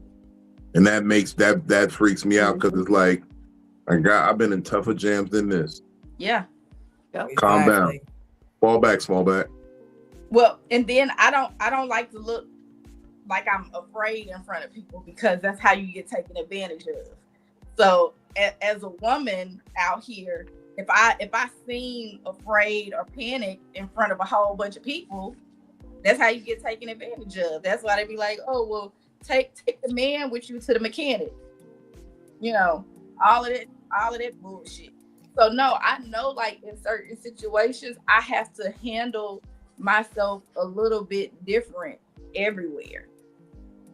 I can panic and go off by myself. That crisis character in that moment can go off as freely as I please. But the crisis character in front of everybody, I'd rather crash out and seem like I'm mad at the world than seem like I'm afraid of the world. And like I'm afraid of what the next situation is gonna be. Don't know how that instantly comes to mind, but that's really what it is. It's gonna seem like I know how to handle everything versus not knowing how to handle anything. I can feel that. Yeah. Definitely. Shout out to everybody tapping in on IG, man. I meant to type in, the conversation got so good, I meant to tell y'all, join the conversation on YouTube. Big Vino Comedy. That's what conversation we can actually see with y'all commenting over there. Erica on the gram said, my mom is BS and she used to experience having to go through the back door here in Houston. So in Houston, yeah, of course, that was the Deep South. They definitely was on that Jim Crow. Really? Old Jimmy. Good old Jimmy. Yeah. Jimmy Creamy. A lot of the historical homes in Chicago have 2 staircases. Chicago is a house I very grew up in had segregated 2 town. Oh, staircases. you talking about the slave quarter step? Yeah, all the historical homes. They like that in Pennsylvania too. I'm They're about to not say the here in house I grew up DC. in Philly had We don't have butler that here in stairs. DC. And you know what That's make what they it call so them. That's what they bad call them though? now in real You estate. know what make it so bad though? That's my favorite type of house though. Only because of security reasons. You have 2 stairwells and the slave quarter steps normally have a lock on both sides of the door. So you could lock yourself inside them stairs and nobody would never fucking know. It's just like it's And a it's lot an of easy way to get and it's the easy access to the back door while a motherfucker coming through the front door, you already outside. I Why? remember when I Because was a they coming up kid. the front steps and you gone down the back steps. They don't even know that you got a back steps because all you doing is closing the fucking door. I remember I was a kid. I was in my teenage See, years. And that's the we had a problem. little shorty come over, and my stepmom came home early, snuck shorty right down the back steps. Got her up out of there. See, that's the problem. You was Hell looking to yeah. run out your house. Huh? That's how my house was when I used to live in Harrisburg. You come in my house, you gonna catch one. You are uninvited. Why you come in my house unannounced, uninvited in the middle of the night? Do the back step. Sometimes you don't have time. That's just like the catch a school. motherfucker slipping. You can catch a motherfucker slipping on them back steps too. Whole time they all in your house, you sitting right on the back steps, just sitting there waiting for them to come past. You gonna see them before they see you. You gonna kill them. I'm not sure if this is true, right? And you gonna, but I think the law in Virginia right down them back steps. I think the law in Virginia is you gotta let them know that you armed if you think someone is in your house. So, and you gotta go to the furthest part of your house. And you gotta try to escape. Really? Yeah, well, Virginia, you're supposed to announce that you're armed, and for them to not come any further, you're supposed to let them, whatever they take, touch, whatever, you're supposed to try to get to the furthest part of your house and escape. You're not supposed to stay and hold your ground. So you can't even protect yourself. You're only supposed to fire if they come into wherever you're at. So, like, if they bust open the front door and I'm upstairs, I'm supposed to try to go to that back bedroom and jump on out that window and let them jump out the house. I'll be like, I can't fit out the window. They're blocking the only exit. It's the front door. So, and in that case, as long as they don't come upstairs to try to get in where you're at, you're not supposed to be able to do nothing to them. You know how I let them know bullshit. I got that thing on me? I rack that bitch real loud. And depending on who your training officer is, they let you know that's the first warning is the registering of the gun when you cock it back and let it be known that there's a live round in the chamber. That is their warning. But yeah, so to go to the furthest part of your house and try to go out the next exit if you have one. Yeah, you seen Big Bertha, you know, I got a stock on my pump. So I could hold the pump like a handle, like not Big Bertha. That's what I call her, Big Bertha. Yeah, he had a nice thing he showed one time. Pause, yeah, very much so. Double pause on the thing. Pause. She a big bitch. I was trying to be good today, and I'm not saying it at all, but you know, pause. No, it needed it. No, it didn't. It needed it. Bertha does not need a pause behind. No, it was thing that needed a pause. He pulled the nice big thing out. A big thing. That was the pause. That was the worst part about it. That was a double infraction. It deserved both pauses. Respect Big Bertha. No, but he said he pulled out a nice big pause. I don't care. That was the pause. No, it shan't be said a third time. Bertha, that's that bitch. I fucks with her. It shan't be said a third time. But even with the even in the country, like the schools, some of the schools are twin schools, and that's because of segregation, where they made both schools the exact same. The black kids went to one school, the white kids went to the other. Like my mom came through high school when they ended segregation. So like her senior year was like the first year of them integrating everybody back together. But they had the black high school and the white high school, black middle school and the white middle school, black elementary school and the white elementary school, and they were twin schools for each level with the same amenities. It was all separate but equal. And then once they integrated everything, you know, they shut down the black schools because those were normally the worst school, and everybody stayed in the white school, but that was their home turf. And that's why segregation and Jim Crow was so much harder, because they didn't fully integrate. They shut down one of each school, cut the fund in half, and you had to go on the former enemy's turf now and go to school with them. You gotta go to Chip neighborhood to go to school. Yeah. And they all that's just like train tracks used to separate and segregate a lot of these towns. It's gonna separate the north from the south side and the east from the west. Most big cities got two trainways that cross that city into four parts.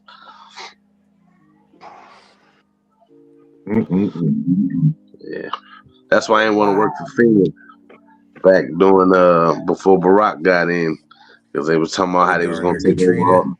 They was talking about how they was gonna take over all the towns and shit, and you cover the railways. If you block the railways, that cuts each city into four parts and make it easier to, you know, shut it down and take over, basically, because you can't cross a train track once something covers it. So if you bring in three trains, you can block a city off and shut down each section and make your zones and all that shit. So when I found all that information, I was like, I don't work for these motherfuckers. And they want to use hollow points. So I was like, oh, nah, I'm good. You taught me something new right there. Never thought about that. Yeah.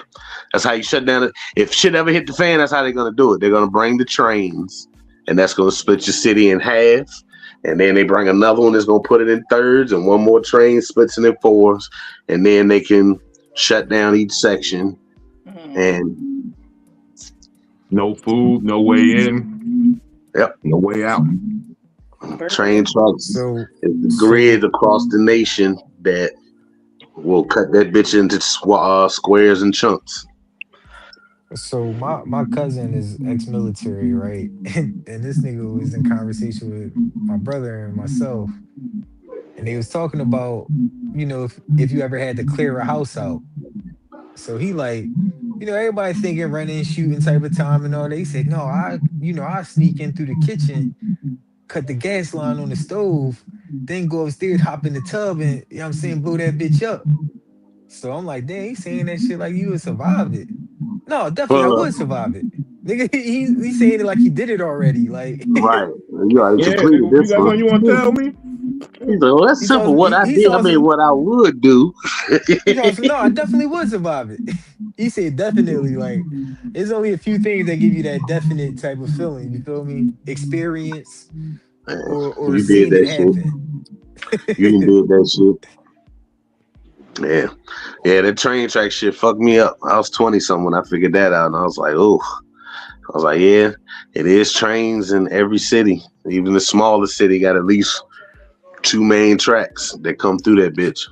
But you know, all these major cities may or may not have underground cities. Yeah, underground tunnelways and shit like that. I figured that out in Florida. Not even just tunnelways, but actual full cities underground. Yeah. Maryland got one like that. This I forgot what the fuck it is, but it's a city in Maryland, DC that's technically underground. Just like in Florida, it's like Bino was talking about in Vegas with the hotels, but in Florida, some of the hotels is like that too, where they got whole malls underneath the fucking hotel that branch out and come out in a whole nother part of the city and shit. Like when you come above ground again, you're not even near your fucking hotel no more. So, and it's a very intricate system this here, United States. But you know, it's influenced by the mole people. They're real. They put a lot of fact and fiction. And yeah. If you played the game or seen the show Fallout, how all of those bunkers are. I can see that. I Yeah, can see that being a real thing. yeah. Yep. All the old schools, and you notice with old schools, they don't ever fully tear them bitches down. That foundation's still there. That's because that bunker's still there. Man, they closed one of the high schools in Tornadoes, Philly. everything. They closed one of the high schools down in Philly and made it luxury apartments. Yeah, that bitch got a bunker But underneath. kept the high school hallway aesthetics, like the lockers and everything. Oh Mm. wow, fallout shelter. Man, Somebody's echoing again. that might be Brooklyn snoring. I don't know if that's echoing. No, I It's think not a it. snore. It's not a snore. It's an echo. Hold Hold on, on, I let's see can if it's tell you. still there. It's not there no more. Okay, it was Juice. She just muted herself. She good. Gotcha. Damn it, Juicy. So like, even in the plane, when you up in the plane and going up and get to actually see the country broken off into them sections and lines and the roadways and the Yep. train, that's just something else.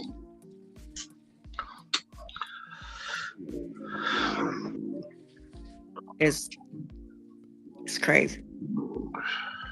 Can't hide shit and can't stop shit. Can't stop, man. Look, you stole the words out of my mouth, nigga. Can't stop shit. What you say? Reset the board. That's the best thing you can do. Reset the board, nigga.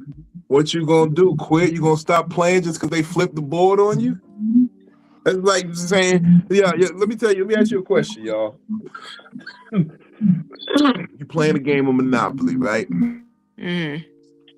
You're playing with your older sibling. Just say we got an older sibling.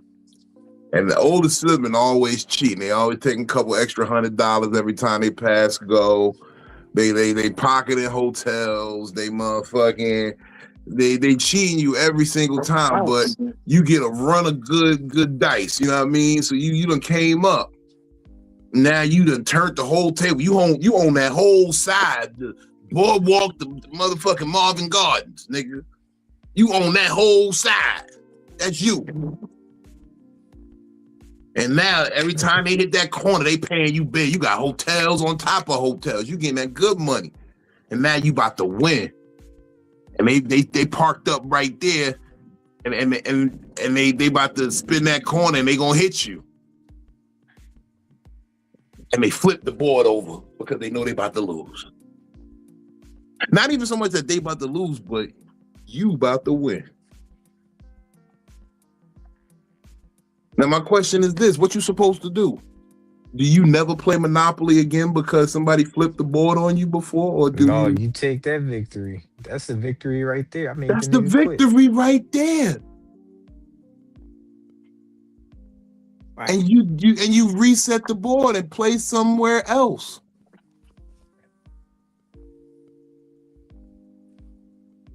That's how life is. Never let a hard time humble us.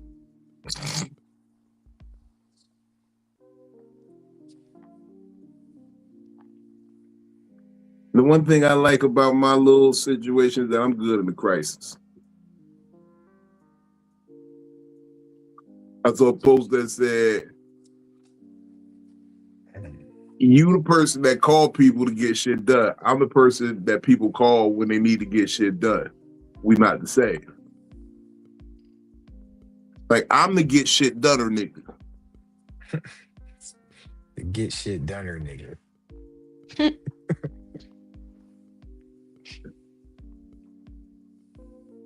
That's it. That's all. Crisis averted. You know what I don't like though? Just talking about crisis character. When it draws out a really bad characteristic that you never saw in a person before. And then you can't unsee it.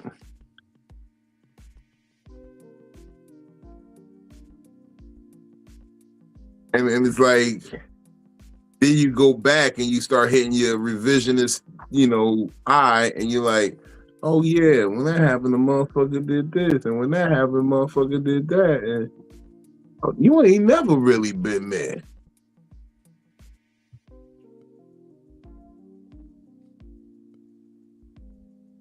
I hate this fucking Good ass memory of mine. I gotta do more drugs. I need to put a couple more holes in my brain. Ain't gonna stop your memory. The Yeah, ecstasy might. The ecstasy might. That's ice cream scoops, so the saying goes. But it's like, look, niggas shouldn't have no brains left after about 10 tablets if it's taking ice cream scoops out of your brain. Nah, Just I don't to let take you ice know. cream scoops. I can tell you don't take ice cream smoke scoops. some I've bath done salt like ecstasy that more nigga than in 10 Florida. times. I literally have done ecstasy more than 10 times. Yeah, that's So, what I'm saying. Like the way they said that shit is like, hold up, nigga, this nigga should be a zombie I right know now. I Fuck you mean? definitely did ecstasy more than 10 times. That was like my favorite drug at one point in time. yeah, I didn't. Ecstasy, I need to leave ecstasy alone. That make you want to Yeah. bring your freak booty out. Yeah, it You be sitting there, you depends. be in the spot just sitting there rubbing your own titties. Just, I No, mean, I at completely some understand you on point, that. yes, but not all the time. Cause one time, right? One time, I take my homies out with me because it was their birthday and it was one of my homegirls' birthdays too. And she rented a party bus to drive around and party on the bus and everything. It was right around when we was turning 21. My homies, they was a little older already. One of the homies, he had dropped the E-pill inside of his bottle of Douce. Mm-mm. And we inside the club. This nigga in the club got his chains on. Overweight guy got his chains on. No shirt. Ew. Just rubbing his chest like, yeah. Got here, Mr. 215, Dick Heavy. What's up? Talk to me. That's what he was calling himself, Mr. Dick Heavy. The club owner come to him like, yo, bro, put your fucking shirt on, yo. The owner of the club came to this nigga and said, yo, bro, put your fucking shirt on, yo. Like he was ready to have his security throw him out on however he I responded. would Like, have. he I said hope it it was directly. cold. He said it exactly to him like that. Yo, bro, put your fucking shirt on. What He month like, oh, was my this? bad, man. I My just want to bad. know if he went outside without no shirt on. No, he put his shirt back on before we left. Or did he? Lean and ecstasy. Hip He had hop his could shirt not. off almost the whole night.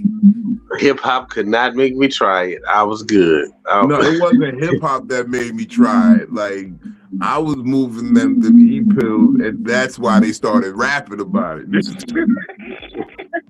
My friend made me try it, and then I got hooked. Like majority of my kids came from pills. Man, I remember niggas that rolled a blunt and put lean on this shit for my birthday. To my Benny hit the lean blunt. Nah, nigga, I'm good. Come on, man. Nah, I'm good, nigga. I don't. I ain't sick. I only put they motherfucking wilding with the lean promethazine. blunt. They wilding with the lean I see blunt. the way y'all be acting. I don't want no part. No, I know niggas that had smoked the lean blunt. Yeah, roll the blunt and I done seen cut it niggas in the Like lean that and then song. dry back out it. Man, I'm good. I That know used to be niggas my that put the favorite lean on activity, their watching a cigarette. bitch transform in my Lincoln. I had a Continental with the black leather, and you be on the E-pill, and you had a chick on the E-pill, you got the heated leather and the cool leather, and just watch them just transforming on that soft leather. Just Causing transforming. she was coming out her body. She was like, ooh. Turned into an Autobot in the passenger seat. Oh shit, that's funny. Man, Auto thoughts unite. that used to be the nights, boy. I should do some drugs one of these days. Just live out the old V one last time. Or not. On Fat Nigga Friday, you might as well just hit a whole line, bro. Or not. All right, Nah, never mind. nah, not the line. The line, I Never got traumatic. I got traumatic memories about the line. That shit. You see, y'all be thinking about it. Like niggas don't ever. You ain't never been threatened to do We do cocaine. not Like do that's wild. lines. We What? do not do lines over here. Look. You do if you want to walk out this room alive. I appreciate it. I can still talk about these drugs and sound like an uninformed adolescent because I ain't never done none of this shit. So I can be like, do it burn? Do it tickle your nose? I got allergies. I don't even want to No, ask Benny, no they said it I smells got beautiful. allergies. See, Benny, you want I to got ask too many allergies. questions. No, you just don't know. Benny, you wondering what it smelled like, bro? Like, yo, is it gonna counteract with my nasal spray? Because I want to know. Yeah. If I'm gonna be able to breathe. Hey, Vino. That's Benny. He's an easy roping on a new customer. Man, just take a smell. Yeah, that would be because Tell you'd me be what this joint smell like, bro. but try a little bit, see what you feel like. Right, Bro, see what it smells like. Yeah. Wow. See what it smells like. Yeah. They give you that first taste for free. Especially if they got that work. I heard that's how they taught y'all into eating coochie. Is by saying, "Oh, well, go ahead and see what it smelled like," and y'all face was down there close enough, and y'all just went ahead and licked it. Yeah, you gotta do a taste test. I see, but this Let me is see if I y'all can shamed remember me my when I first told you time. I was a seat sniffer as a younger person. How did we get here?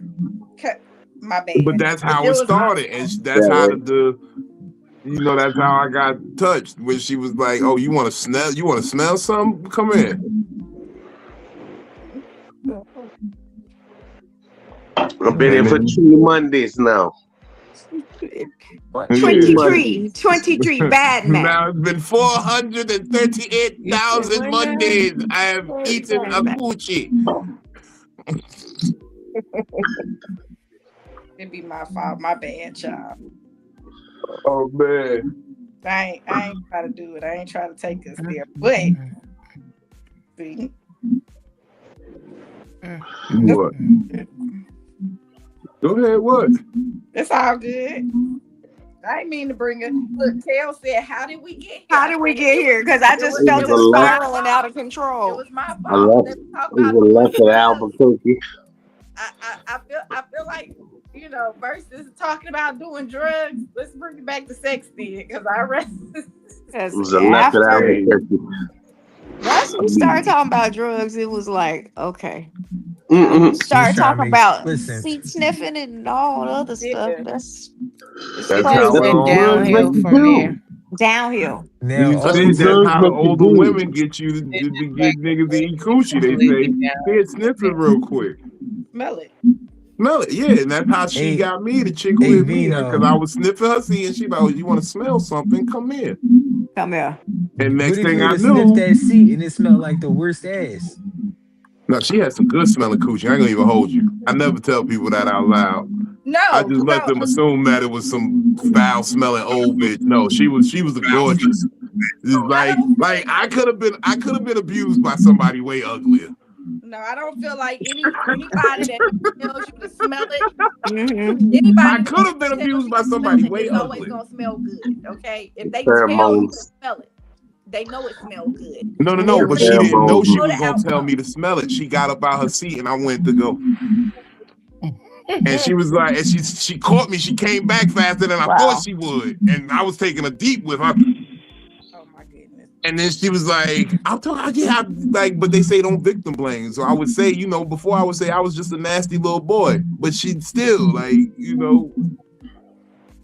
the end of the day, Say, what are you doing? she came back faster than I expected. And then she like, oh, you want to smell something? Come here. Let me show you. There it is. Fresh ass. You see some shit like that? Come here, little boy. Oh, she did the creepy old lady joke. And what little boy's gonna say no? I'm already intrigued by what your seat smell like. Yeah, you telling me like, firsthand, and ain't nobody around, and I get to find out. I get to see one and smell one. Oh yeah. You gotta remember back in the 80s and 70s and 80s, you ain't see one until you was a certain age. You ain't see nothing but your own. I ain't gonna even lie. When it happened, my heart was beating fast as hell. And I said to myself, if she pull this thing out, I'm gonna lick it. I was saying that to myself already. When I walked in the room, I said, she really pull this thing out, I'm gonna lick it. She look at face to face, I'm gonna lick it. What do you say? I'm leaving here with something. If it look anything like what I've seen on the TV, oh, I'm gonna lick it. On that movie, oh, I'm from around the way.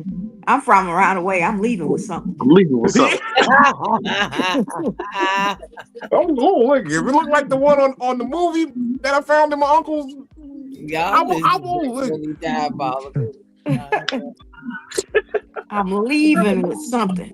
Not Truly juice. with something. Truly juice. I'm sorry, but I've got to a point where I can laugh about my tragedy of my life. That's one of my happy traits about Christ is me. I don't know how y'all My girls Christ figure out. character. Yeah, I don't know how the women figured out what the other shit, what our shit look like.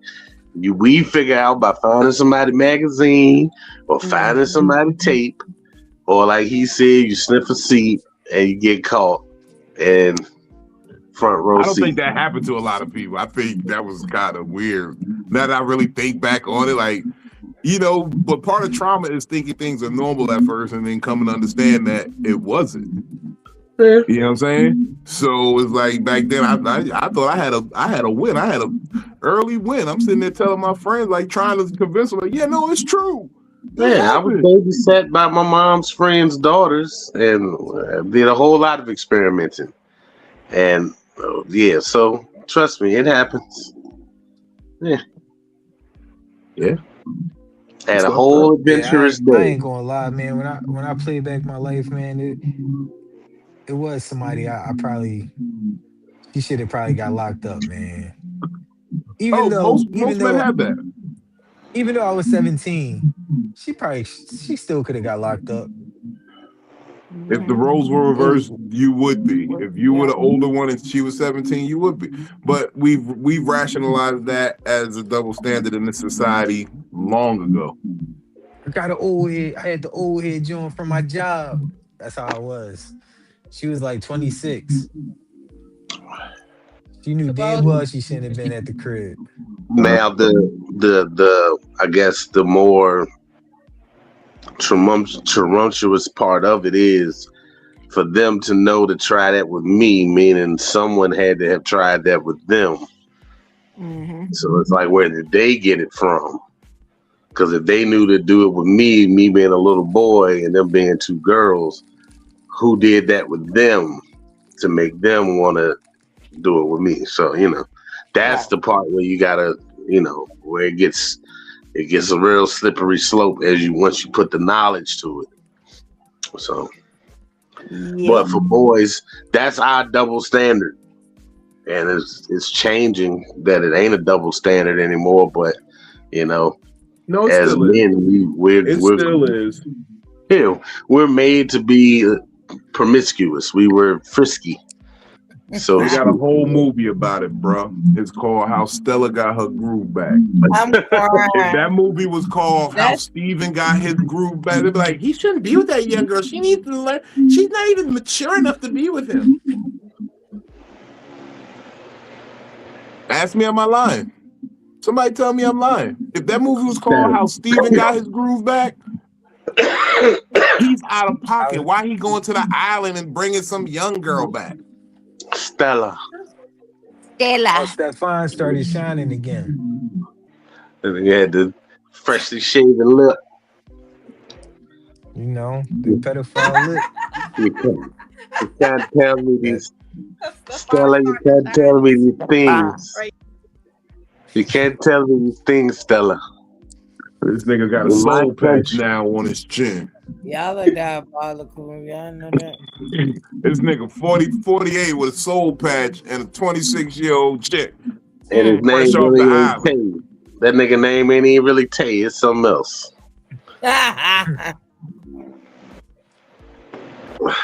Stella. That would be a dope movie. They go back to Stella Got Her Groove Back, right? And they get a younger Tay Diggs, but now he older now, and he go back to the island to get his groove back. Stella done died on him. Stella done died on him. She was older than him anyway. Go back home now. She wasn't that much. Where was that, like Barbados on that joint? I mean, they could do it. They could do it. Him and Stella got married, had a daughter. The daughter Packer, come holler at your boy. Yeah. They could pitch that. Will Packer, come holler at me. I got you. We got the goods. Him and Stella got married. They had a daughter. The daughter want to go back to her daddy homeland. She meet the sugar daddy. No. They never have a child. She was old. And she was done. It was over. So he was with her this whole time, never had a child. This how you right? get the other And side so of this is why he had to go get his groove back because he no child. He's a widower. He like, make And me now a he's legacy. in America. You He just starting to worry about lonely, his just legacy. trying to date and trying to figure it out. And he got to deal with the modern woman. He got to deal with the 2026 bitch who you treat her like a Then he prize, treat got her clock that. And he's like, nah, I gotta go home baddie. get my look. groove back. He the He And got he go get baddie. him a She all 26-year-old. fighting in the 26-year-old bar and island shit. chick. He the CEO that like, look, there's no way Stella's in this movie. We're killing the bitch. Just Yeah, get over Stella's it. done. Stella, you get a few flashbacks or something like No, like she you know how ain't they do the little cut moved. flashback scenes. They get She you. ain't moved. She dead. Will Packer, come holler at me. We got you, baby. Come fuck with your boy. Let's make this happen. Kev, Emperor's New Groove. we got a role for you in the movie too, Kevin Hart. Holla at me. Let's get it done. Tay Diggs, I know you ain't doing nothing, nigga. Just a pure craziness. He had fun on. He had a good run on All American. He did, but it's over now. That season they ain't shooting that no more. Come holla at me. Let's get He this just done. did, he got a movie on Netflix where he going after Megan Good. Again. So, It's always making good, man. That's the one that got away for real. but it's like, yo, you way older than Megan Good, even though she's older now. Mm-hmm. Nigga, you still in your 50s, nigga, and she's not. She Where married. is she? Megan Good is about my age. She's about 45. She a Yeah, good, what's up? healthy 40. That Married. nigga 50 something. She not married. She fucking Yes, she with is. Jonathan Majors, right? Yeah, Yes, she she's married. They They married. married that They nigga? married. Mm-hmm. Yeah, she married Hey him. Siri. Never mind. I can't say that here. Jonathan Majors, I hope you never come back to the MCU. I hope she get tired of taking care of your broke ass. Yeah, she married him.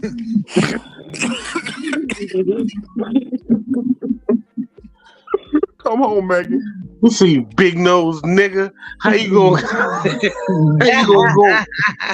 How you gonna go and marry my bitch, huh? Nigga, you ran from that white woman. Nigga. You ain't strong enough to keep up. Oh, Brooklyn must be asleep. This is diabolical. I'm sorry, Just y'all. ran I'm from being that white- crisis. Look, we gonna get up out of here, yo. Ready to Talk fucking to him, sucker. Juice. Tell them where they can find you, man. Well, you can find me here on Psycho-Babbles on Mondays and Wednesdays and Fat Nigga Friday on Fridays. And on IG at Miss Juicy Mo 3.tv2. And that's it for me, folks. Thank you for stopping through, love. We appreciate you. Say that again. We're trying to get use on the Weather Channel. And back to you. We're trying to get on some type of Not channel. you want me to be the weather girl. Yeah. Let her report. You're gonna be like, I don't give a fuck about this rain today, but bring your umbrella. Now back to you. That's Now right. back to you. Superfly, talk to him, man. Tell where they can find you. Find me anywhere, everywhere. That name right there, Superfly No Wings.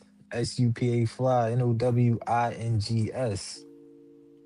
Got some shows coming up in Philly. Got some shows coming up in Brooklyn. On the 18th, I'll be having a performance in Philadelphia. If you're in town, pull up.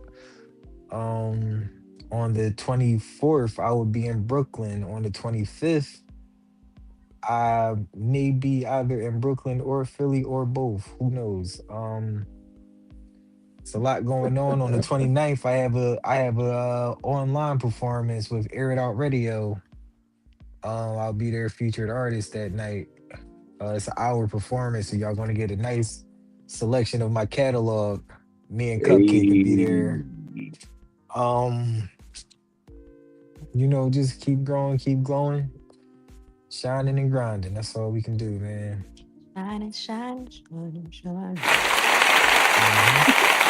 Yeah, shout out to Superfly. No wings. Appreciate you stopping through, bro. Oh, And I gained a little weight too. I gotta have a quick little flex real fast. It missed the big. I gained a little bit of weight, so you see the arms getting a little bit bigger. My tattoo's starting to show a little more now. You feel me? You know what I'm saying? All right, now you can go ahead and base further, bro. it away. Put the Carol. guns down. Put the guns down, Craig. Oh. Put the guns down, Craig. Put it away. So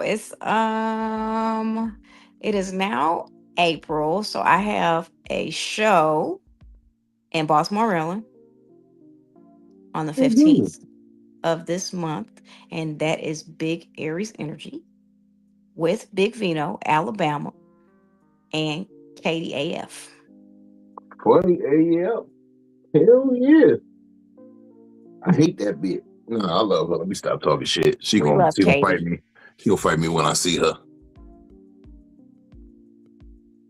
What else you got going on? Where can the folks find you? Shout your IG. Shout. At Kels the Great on Instagram, or Kels Morton on Facebook, or Kels the Great on TikTok too. So And I'm trying to Cash work App. on Don't that. forget Cash App. Cash App Kelly 1893, cause a bitch turned 44 yesterday. Ooh. Okay. And we born the same year. Yes. And you're a little older than me though. It shows. A little bit. I'm I getting got younger you a every little day. bit. Yeah. But yeah, Shout out to. I got some action. At least one show this month so far. She got you by Tree Mondays. Tree Mondays. Yeah, she got me by Tree Mondays. Real bad man. Real bad man. Benny, talk to him, man. Tell him where they can find you. What up? Tidings of comfort and joy, everybody. Once again, y'all can follow me on all social media at Benny Blanco Perry. Got a showcase coming up on the 16th, I want to say it is, at Shamrock Pub. And then May 1st, which is a Friday, I'll be starting my open mic at Curry's Restaurant on Lee Street. It's right there on Lee and 2nd beside the historic Hippodrome Theater. And that'll be an open mic. And it's 420 friendly. We'll be on the outskirts of the building, but it's definitely going to be dope. The guy wants me there, and I've been eyeing it for a nice little while now. So I found somewhere where I can smoke and joke. So we definitely doing that. First one's going to be May 1st, and it'll be first Fridays every month. I'll be knocking that out. So other than that, ain't got too much going on. Chilling, smoking weed. Nigga. I like that. You know I love a good smoking joke. A smoking joke. I like that. I found some. I might pull up on you. Let me look at my schedule. Phil, talk to him. Tell him what's going on with you. What's up, everybody? My name is DamnItPhilly. You better say my name like Hill. You can find me on Instagram and TikTok at DamnItPhilly. I'm here every Monday and Wednesday on Psycho-Babble, 9 p.m.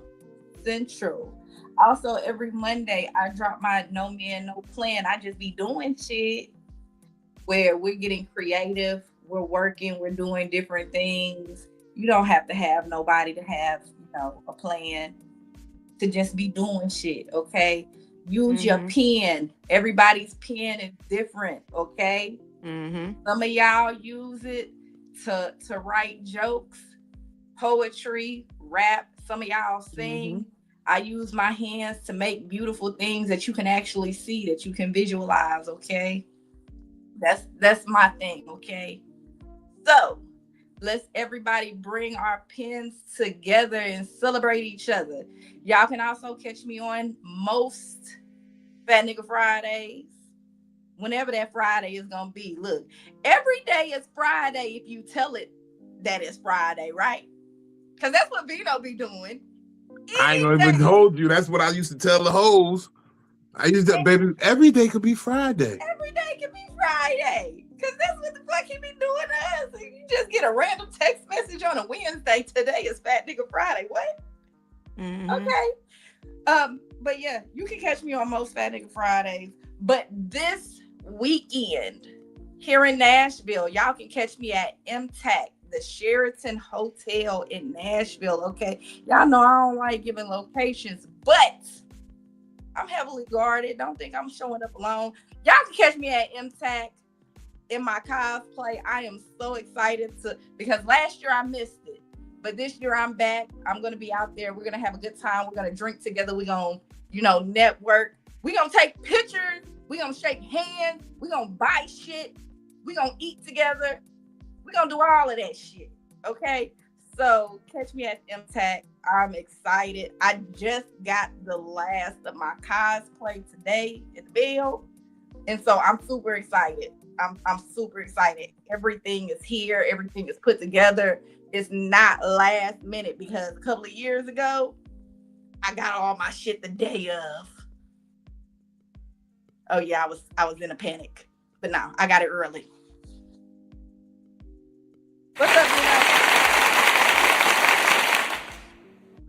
Oh man, look, that sounds fun. I be wanting to do the cosplay thing, but I don't know what to dress up as. You want me to blackface you and make you, Oh, baby. You can take the easy route for the first one. You could always do Fat Albert, or you have a whole big ass pill jar when you walk around. Because Bill Cosby was the Yeah, I got it. Hold on, the blue jeans, red sweater, and a big bottle of pills. I can paint him pink. What was Or make a my Majin shampoo? I can make that'd be a good one. I can That'd be a good one. Can I just be Chef from South Park? Or make a Mr. You can do Chef or Mr. Popo. No, I want to paint him pink. You want to make a Majin My Buu. shades don't even look good pink. Bubblegum pink. Bubblegum pink. That's gonna set my eczema off. I don't want it. Don't worry. Look, she gonna cover you with calamine lotion. That's what's gonna get you pink. That shit get the cracking when it dry. Just paint him pink. Let's see. Let's talk something about what I'm doing. Well, first of all, I don't know if y'all see it, but right here, I got this. That's new merch. That's the new pink tank top. High hopes. Shout out to High Hopes. Smoke weed when you wake up. It gives your day high hopes. Shout out www Comedic Therapy XYZ. It's not .com. It's .xyz. Because we get the last laugh. You can find all the dates and everything we're doing over there. You can see this podcast over there on Comedic Therapy XYZ. Y'all already know it's Big Vino comedy on everything. Everything. Except for my OnlyFans. I'm about to get that back cracking, and that's belly on backs. Belly on backs. Single belly, plural backs. With a Z. Z on backs.